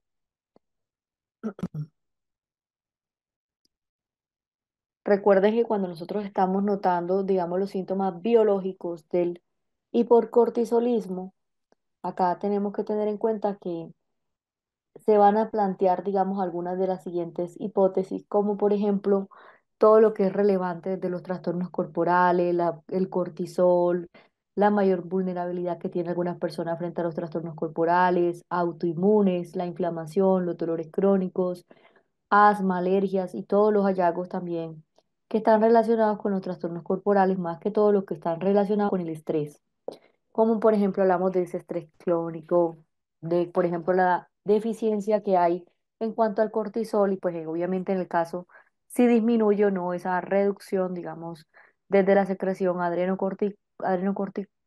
adrenocortical y obviamente la inhibición de la retroalimentación negativa que hay en el HPA. También la reducción de los efectos del cortisol desde las células diana, por ejemplo, cuando nosotros notamos, por ejemplo, la unión que hay en el cortisol y la mayor sensibilidad de las células por las cuales pues, se presenta el cortisol. También las que existen la relación, digamos, entre la respuesta del estrés y los niveles del cortisol, por ejemplo, más que todo en los síntomas psiquiátricos, particularmente en la ansiedad, como por ejemplo hablamos de la inconsciencia o la amnesia postraumática, que más que todo vamos a hablar aquí de la importancia de prevenir esa conciencia de la lesión, las secuencias potenciales, lo que se evita desde una respuesta de estrés exagerada, el aumento también de los niveles del cortisol y también el cortisol tiene una función fundamental y es la respuesta que hay en cuanto al estrés en la ausencia relativa o definitiva cuando tiene un impacto desde ese perfil cardiovascular, esa parte del metabolismo de los lípidos, la glucosa, el inmunosupresor, los fenómenos también neuropsiquiátricos que están asociados a esos ejes hormonales, por ejemplo, cuando estudiamos, por ejemplo, el hipocortisolismo, la insuficiencia adrenal, el hipocortisolismo postraumático. También cuando nosotros notamos, por ejemplo, esa parte, digamos, de la suplencia, digamos, desde la insuficiencia adrenal, el hipocortisolismo, pues no se ha notado como una evidencia, pero sí obviamente el papel de los corticoides en cuanto a la cognición desde la memoria visual y verbal.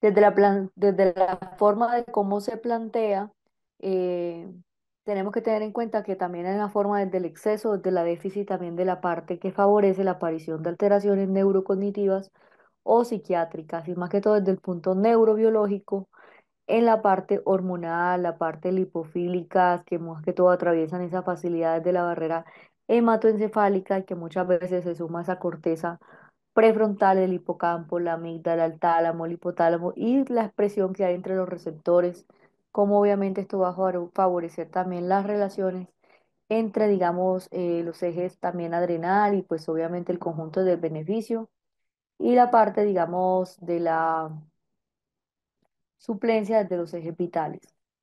Dentro de los hallazgos que tenemos que tener en cuenta del trastorno de estrés postraumático y el hipocortisolismo, obviamente son todos los que están relacionados con el estrés, cómo nosotros notamos ese estrés crónico, ese hipocortisolismo, si se refiere a una deficiencia del cortisol, más que todo lo que incluye como esa reducción, la secreción adrenocortical, también la parte temporalmente de los ciclos circadianos, la reducción de la reactividad adrenocortical y la inhibición también desde la retroalimentación negativa del eje HPA. También la reducción de los efectos del cortisol de las células diana puede ocurrir debido a ese mayor aclaramiento desde la unión del cortisol y la menor sensibilidad de esas células, ¿no? Más que todo las que tienen que ver con el cortisol.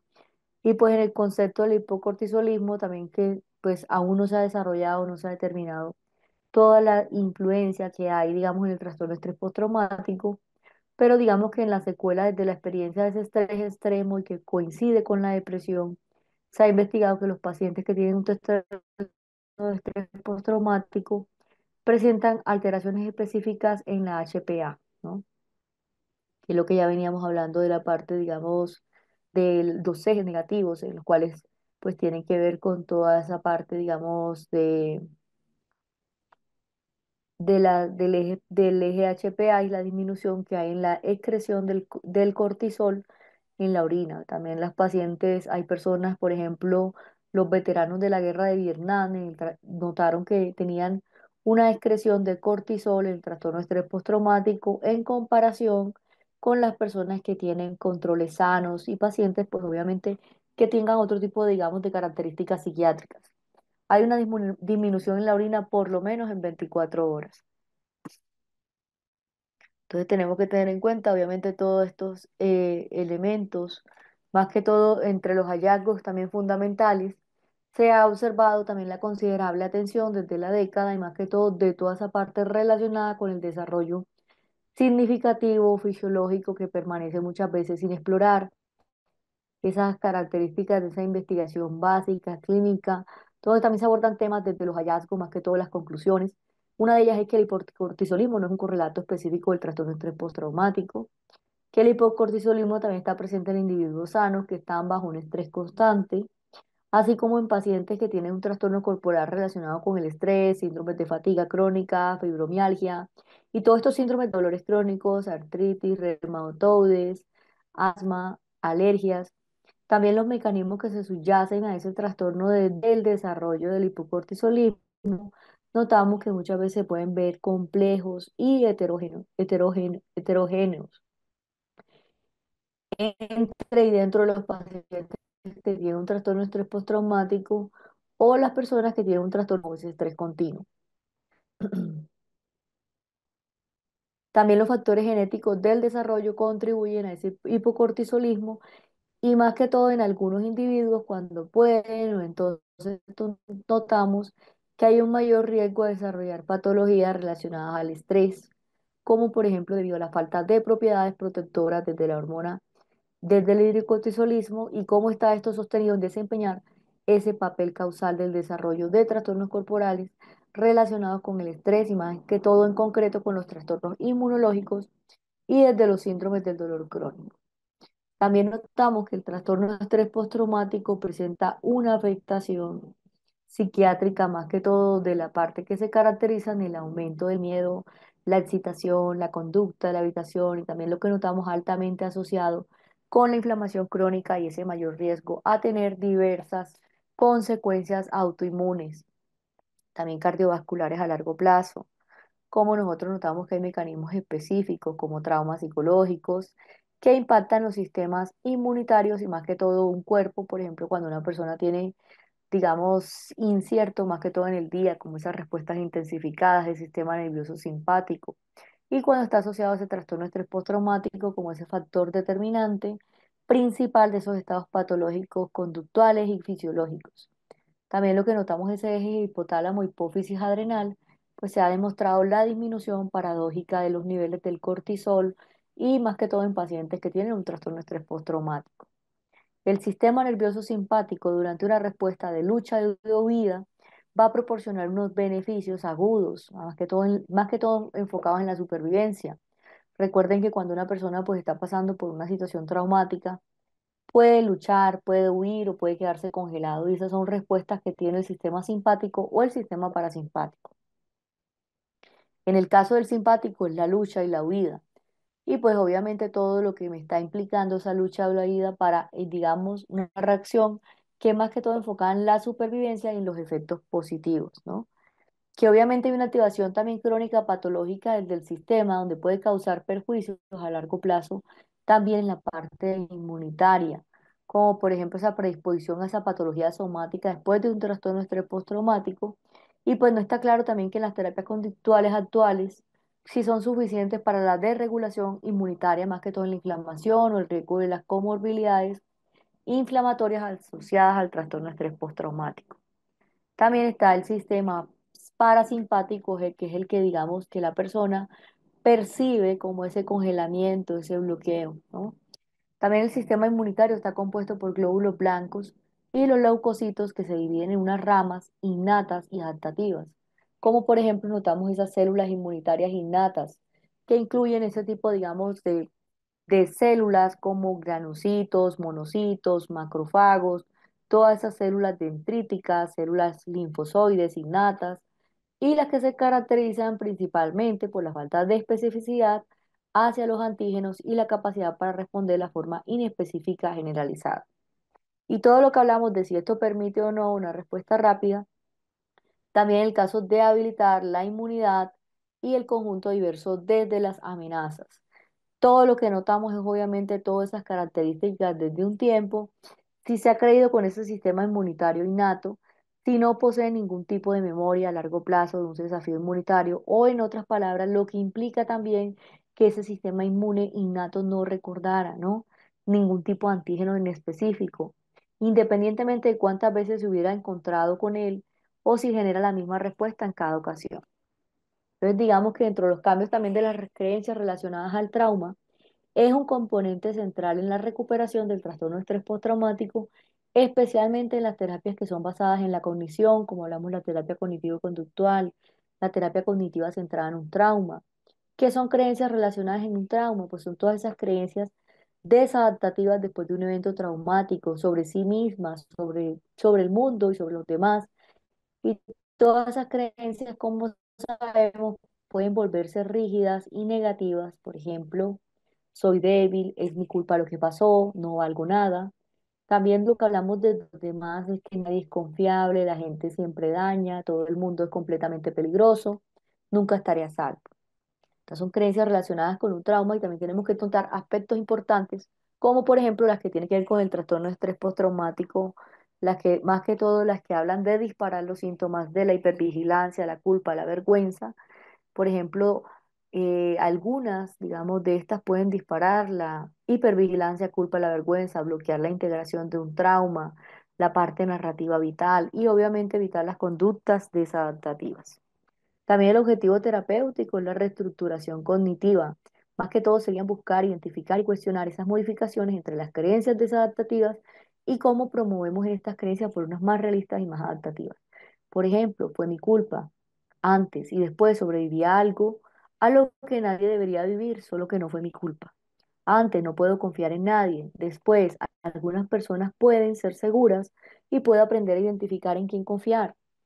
Otra creencia antes de la reestructuración cognitiva, estoy roto. Otra puede ser, estoy herido, pero tengo recursos para sanar. Entonces, miren que la reestructuración cognitiva me va a encontrar el antes, un pensamiento totalmente inflexible, y el después un pensamiento en el cual puedo también entender que me pasó algo malo, pero también puedo lograr identificar, contener o trabajar, digamos, situaciones en las cuales vaya a prevenir que esto me ocurra, ¿no? Voy a activarles el chat por si hasta el momento tienen algún tipo de preguntas que quieran hacer, algunas dudas.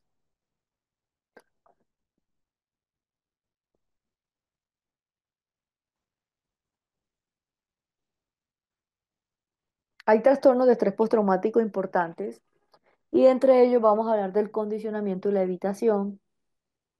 Está la teoría de dos factores, como por ejemplo las que están basadas en ese condicionamiento clásico, operante, y todas las que se destacan entre las respuestas de un trauma, por ejemplo las que se aprenden, las que se mantienen.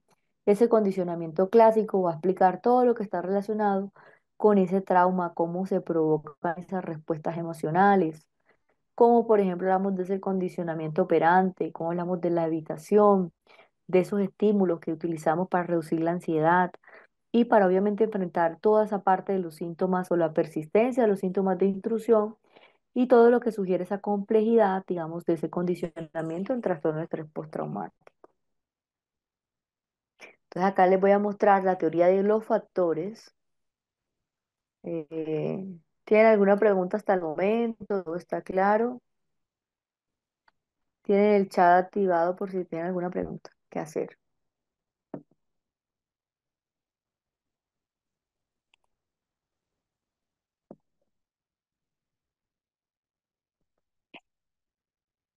Bueno, entonces, teniendo en cuenta la teoría de los factores de Mowrer, habla del condicionamiento operante. Por ejemplo, recuerdo del trauma, ese estímulo condicionado, el miedo, la ansiedad, todas esas respuestas condicionadas. Y pues obviamente esto va a provocar una evitación, un miedo y una ansiedad. ¿Qué ocurre? Que la evitación de los estímulos condicionados va a reforzar negativamente, lo que va a impedir que se deteriore ese vínculo entre las señales del trauma, la ansiedad y lo que sería de esperar, por ejemplo, sin la repetición de ese trauma mismo.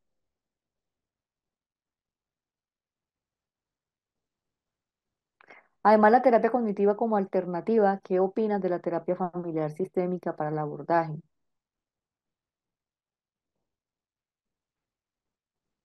Nosotros no solamente hemos hablado de la terapia cognitiva, hemos hablado de la dialéctica conductual, hemos hablado de la terapia de movimientos oculares y digamos que no solamente serían esas, ¿no?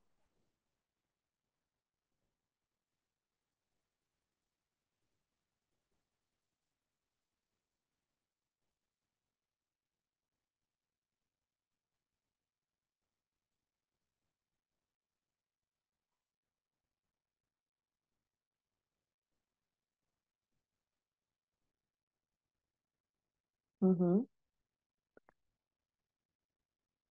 Pues hasta el momento no se ha encontrado ninguna evidencia científica de que la terapia familiar sistémica haya o apoye, digamos, esa parte de la intervención, digamos, desde el trastorno de estrés postraumático. Entonces, digamos que hablando nuevamente, en la terapia de los factores, pues tenemos que ver los elementos condicionantes, ¿no? Los recuerdos del trauma, el estímulo condicionado, el miedo, la ansiedad, todas esas respuestas emocionales condicionadas, la evitación y ese miedo y la ansiedad. Todos esos estímulos, cuando hablamos de esos estímulos condicionados, es lo que refuerza negativamente, lo que impide es que se deteriore ese vínculo.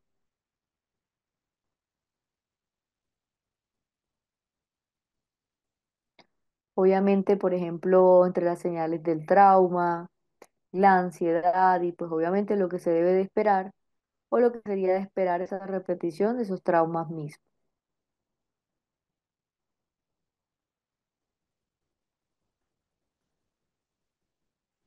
Dentro del procesamiento de la información también tenemos que tener en cuenta que se presenta, digamos, un tema, digamos, de centrar ese procesamiento de la información y más que todo lo que está centrado frente a la ansiedad y el trastorno de estrés postraumático.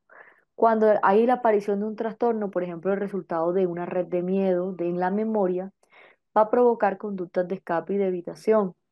¿Qué ocurre en estas conductas? Pues obviamente acá lo importante es que ofrezcamos también una perspectiva única para considerar las estructuras de miedo, todo lo que incluye como los estímulos, las respuestas, los elementos de significado y la comprensión también de la forma y lo que mantiene las estructuras, más que todas las cruciales, para diseñar esas estrategias terapéuticas efectivas. Entonces tengamos en cuenta pues obviamente todos estos elementos en los cuales tenemos que considerar ya sea los procesamientos de la información, las estructuras de miedo, y pues obviamente hay que mirar, por ejemplo, en temas de la teoría del procesamiento de la información, también la forma de la exposición repetida de un recuerdo traumático, más que todo cuando una persona pues lo hace en un ambiente seguro, ¿no? ¿Cómo habitúa el miedo a esos cambios subsecuentes en la estructura del miedo?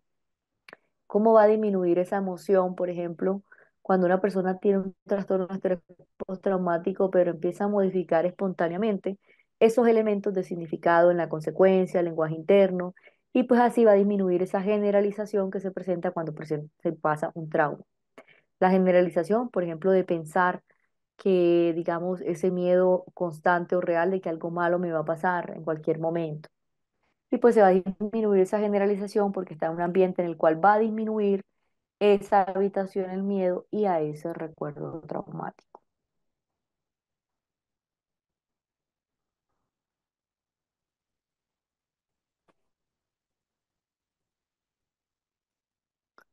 Dentro de las cogniciones y las creencias, también hablamos de las partes de las teorías cognitivas, como más que todo las que están afectadas en las creencias y en las expectativas de los individuos. Por ejemplo, la persistencia del trastorno de estrés postraumático se va a vincular con la incapacidad de integrar completamente el trauma en la memoria, lo que mantiene activas las reacciones intrusivas y la evitación. Y pues obviamente ese enfoque va a destacar la importancia de abordar las creencias disfuncionales, cómo trabajamos la reconstrucción negativa como parte integral de la intervención terapéutica.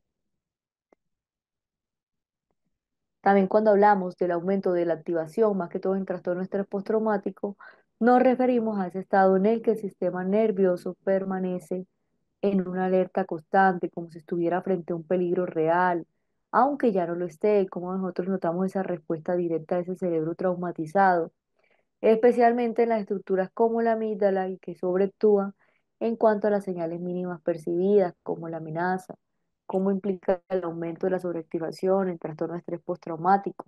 Aquí, por ejemplo, esos signos, digamos, o síntomas intensificados, más que todos los que están relacionados con esa irritabilidad de ataques sin razón clara, como nosotros vemos la hipervigilancia constante, la dificultad para relajarse, las respuestas de sobresalto, los sonidos, movimientos, toques leves, insomnio y pues obviamente el sueño cuando ya se presenta liviano. También los dolores físicos, más que todo, los que tienen una causa médica clara, la tensión de las fatigas, las migrañas, la sensación de amenaza inminente e incluso los entornos seguros.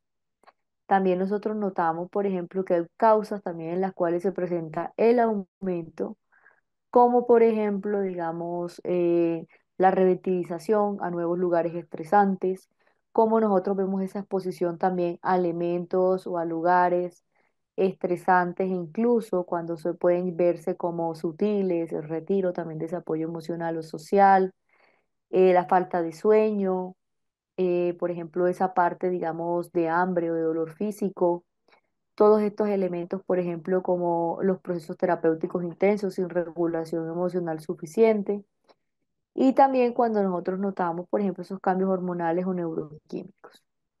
Entonces recuerden que hay causas también comunes y más que todo todas estas que tienen que ver con entre los síntomas cuando se intensifican de forma clara, ¿no? Por ejemplo, cuando nosotros hablamos que hay una activación también en el trastorno de estrés postraumático, muchas veces la persona pues ya presenta como una alerta constante, digamos, a esos miedos.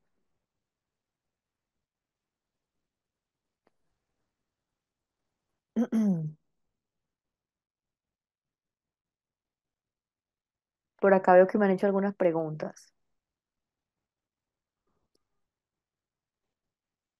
Pues después de una herida traumática, ¿qué impide confiar? Pues obviamente los elementos por los cuales estamos hablando de la evitación para no exponernos a estos miedos, ¿no? La evitación es uno de los elementos importantes a considerar.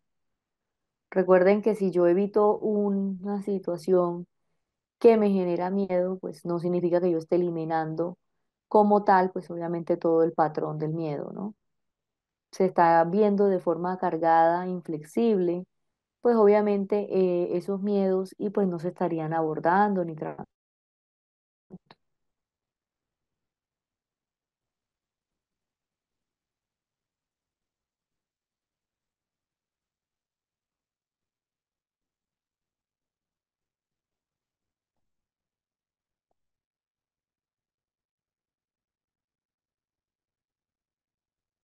Pues realmente ganancias secundarias ninguna. Temporalmente, pues obviamente es ese bienestar a corto plazo. Es por eso que se presenta la evitación. Pero obviamente seguir repitiendo o reexperimentando, pues la persona no tiene la forma de eliminar todos los elementos que al exponerse van digamos, a implicar una reacción emocional a un trauma. También el apoyo emocional social, muchas veces vemos la falta de sueño, la regulación, los procesos neuroquímicos, los elementos ambientales, pues obviamente que pueden activar también ciertas situaciones, digamos, desde la parte, digamos, de los pensamientos o las emociones.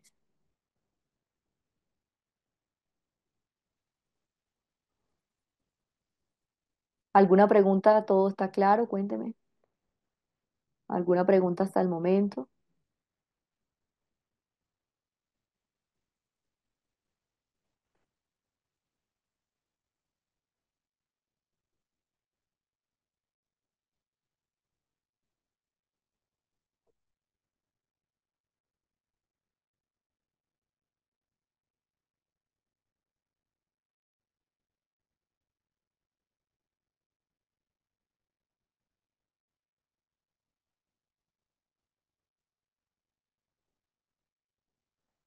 ¿Qué es lo que ocurre en el cerebro? Pues digamos que la amígdala va a hiperactivar, va a activar un peligro donde no lo hay, ¿no?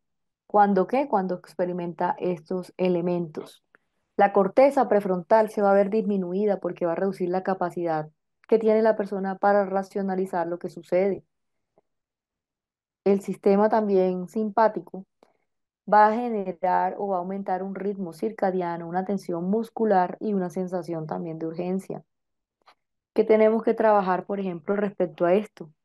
Hay que trabajar el aumento de la sobreactivación, las técnicas de autorregulación, por ejemplo, que ya las hemos hablado antes, ¿no? ¿Cómo evitamos esa sobreexposición a noticias, a personas o a los elementos detonantes? Dormir, obviamente, comer de forma regular. Es importante que tengamos unos hábitos adecuados. Como nosotros también vamos a crear anclas de seguridad, ya sea en activaciones, en actividades, en espacios y en personas que me conecten con mi presente. Y obviamente buscar ese apoyo terapéutico para identificar en qué factores esta situación o este evento traumático está interfiriendo en mi funcionalidad diaria, ¿no? Mi bienestar diario. Es importante que cuando nosotros notamos ese aumento de la sobreactivación, también identifiquemos que esto se vuelve persistente en un trastorno de estrés postraumático, que obviamente va a generar o va a persistir esa hiperalerta, la hipervigilancia en el sistema nervioso y el aumento también de la sobreactivación, todo lo que indica ese empeoramiento de los síntomas, la reactivación del trauma, todo lo que puede incluir esos síntomas sobre la activación, esa irritabilidad, las explosiones de ira, la dificultad para dormir, el insomnio, la dificultad para concentrarse, las reacciones, el sobresalto también exagerada, la hipervigilancia constante y obviamente más que todo acá es la sensación de estar siempre en peligro. Y pues también la actividad, digamos, la ansiedad física crónica, que hablamos de esa taquicardia, esa tensión muscular, esa respiración agitada. También las posibles causas del aumento, la exposición a los recordatorios del trauma, a los lugares, a las personas, a las situaciones, todo ese estrés acumulado que tiene que ver con esa falta, digamos, o falta de descanso y, digamos, también el consumo de sustancias.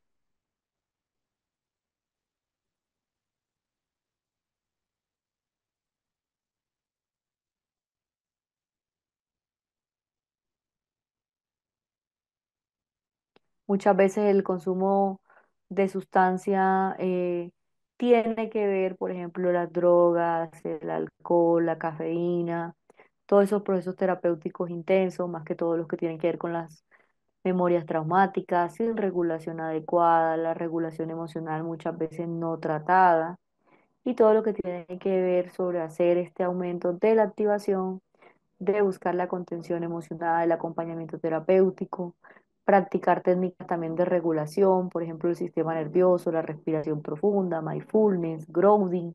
Recuerden que ya les he mostrado dos casos de mindfulness y de respiración y obviamente evitar todos esos elementos estresantes, ambientes sobrecargados, porque pues aquí se podría generar esa revictimización y pues es lo que no queremos, ¿no?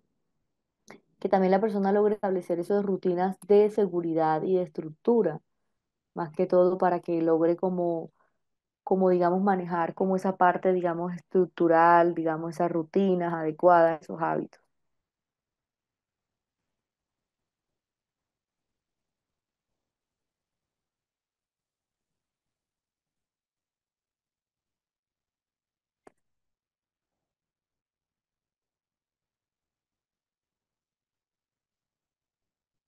Pues tener una red de apoyo también requiere un entrenamiento a la red de apoyo, ¿no? Como nosotros somos apoyo y evitamos, obviamente, temas de revictimización o este tema, digamos, de influencia, digamos, del tratamiento, ¿no? Aumenta el ritmo circadiano, no es el cardíaco. Es que se aumentan dos. El cardíaco es uno, pero el circadiano es la parte del sueño. Recuerden que cuando nosotros hablamos de que va a afectar el ritmo del sueño, ¿no? Ya sea al mantener el sueño, ya sea en el momento de dormir. Es como ese reloj biológico, ¿no? Que ayuda a que la persona pues logre como digamos, esas rutinas para dormir, para conciliar, ¿no? Dormir en la noche, levantarse temprano. Ese es el ritmo circadiano. Que en el trastorno de estrés postraumático la persona va a tener dificultades para mantener ese sueño, para conciliar el sueño, o pues va a tener obviamente varios despertares en el tiempo. Sí, tienen que ver con el sueño.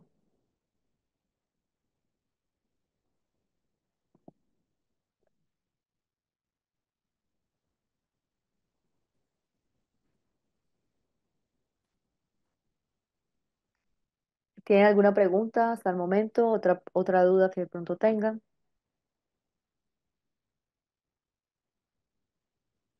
Mm.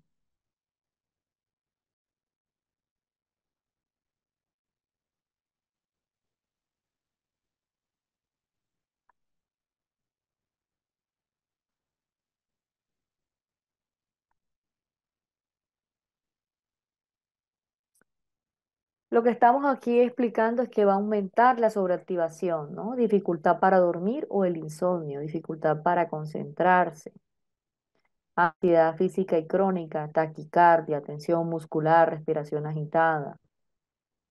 Todos estos elementos van a activar de alguna forma ese empeoramiento de esos síntomas del trauma, ¿no? La hiperalerta y más que todo lo que está enfocado con el sistema nervioso,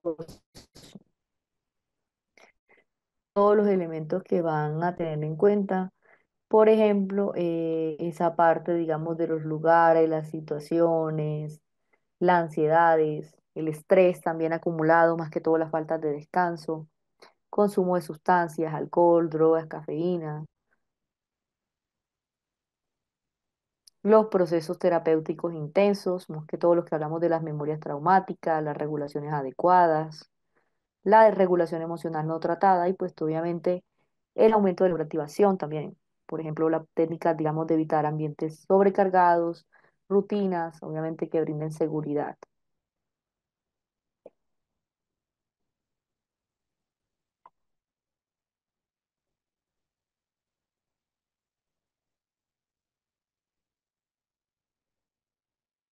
Sí, pues si lo va a aumentar, digamos que eso ya es una condición que puede también deberse, por ejemplo, en caso del sueño, ya sabemos que se va a afectar ese sueño, ¿no? Ya sea exceso de sueño o problema para dormir.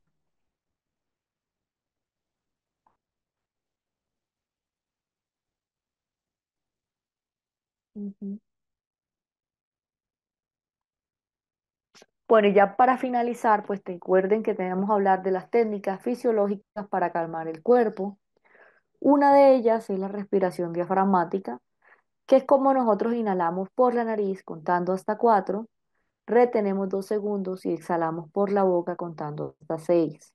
¿Cómo repetimos este proceso de 2 a 3 minutos? Y obviamente esto se ayuda para que se active el nervio vago y baje la frecuencia cardíaca. Cuando una persona tiene un miedo, cuando una persona tiene una preocupación.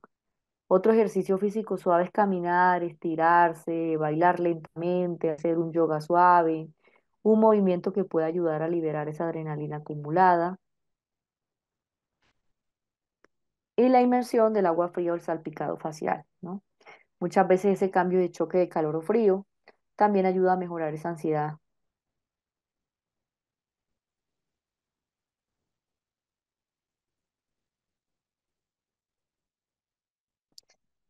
Por ejemplo, el hecho también de salpicarse en el agua, en el rostro, en la nuca, técnicas también más que todo de ese reflejo, por ejemplo, la inmersión también para reducir la hiperactivación.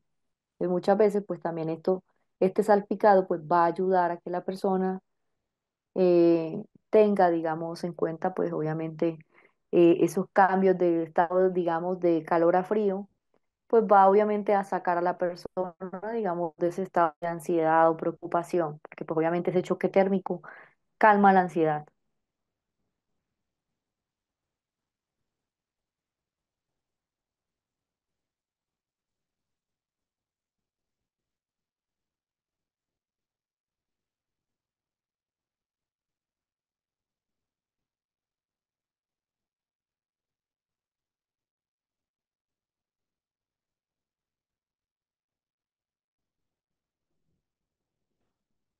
Hasta el momento tienen alguna otra pregunta. ¿Quedaron claras estas técnicas?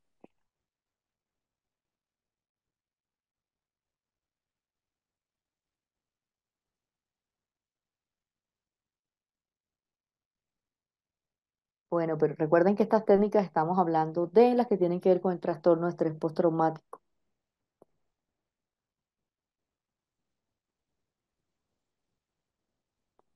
Habría que analizar qué es lo que activó, si de pronto una depresión, una ansiedad. Digamos que cada patología es diferente y tiene unas técnicas diferentes.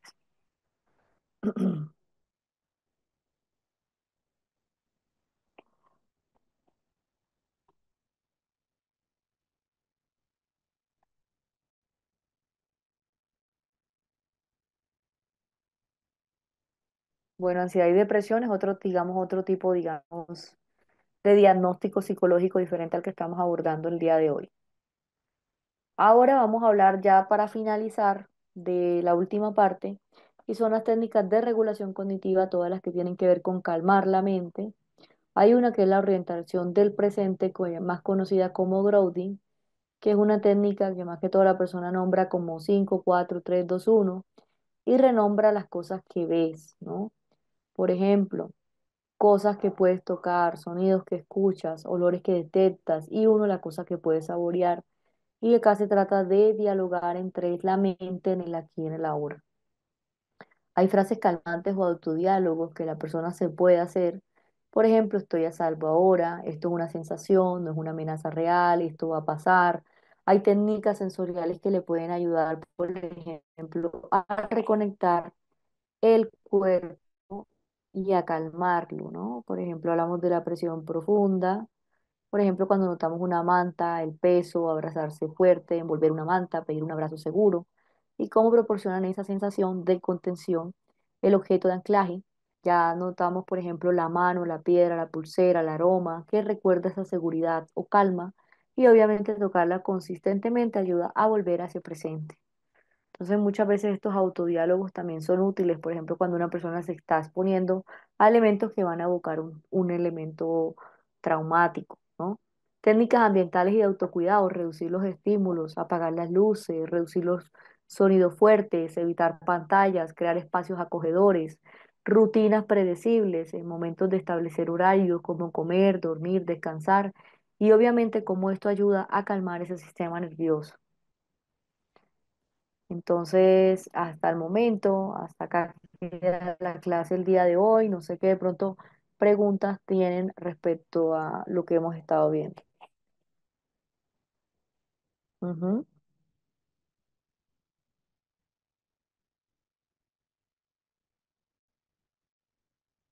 Así es. Meditación, mindfulness. El tema del ejercicio ayuda mucho, pero cuando nosotros vemos que hay una persona que ha presentado un trastorno de estrés postraumático, muchas veces tiene miedo de salir o de exponerse al entorno, pero puede ser una tarea que salga con alguien acompañada, con una mascota o con alguien que sienta como ese apoyo emocional, ¿no?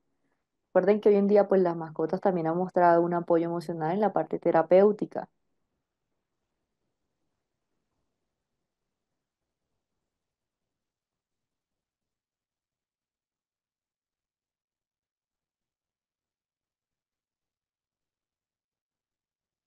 Exacto, puede ser poco a poco. Muy bien.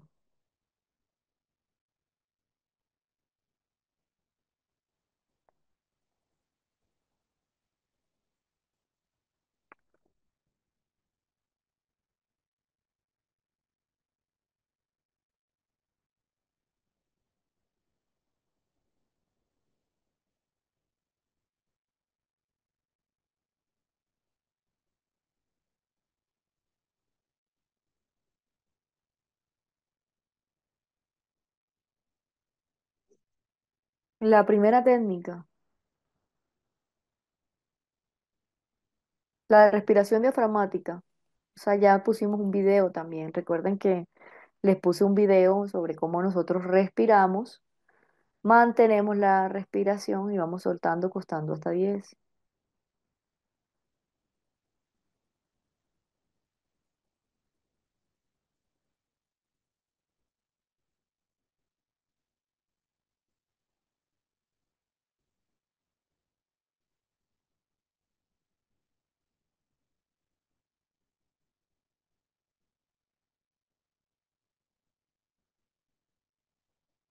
¿Tiene alguna otra pregunta que de pronto quieran que ampliemos?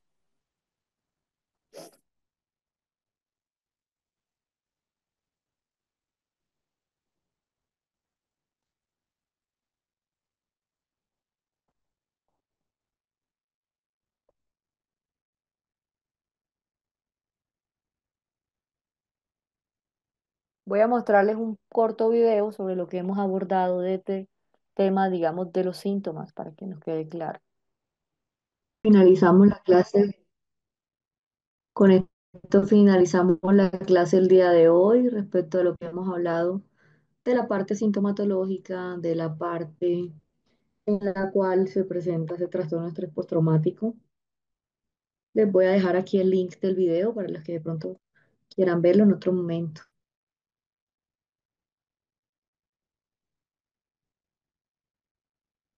Bueno, que pasen entonces un feliz día y hasta acá queda la clase el día de hoy. Recuerden que nos vamos a ver el día lunes, martes y miércoles, ya serían las últimas clases de este diplomado. Muchas gracias a todos por su atención y por su participación. Nos vemos el lunes de la otra semana.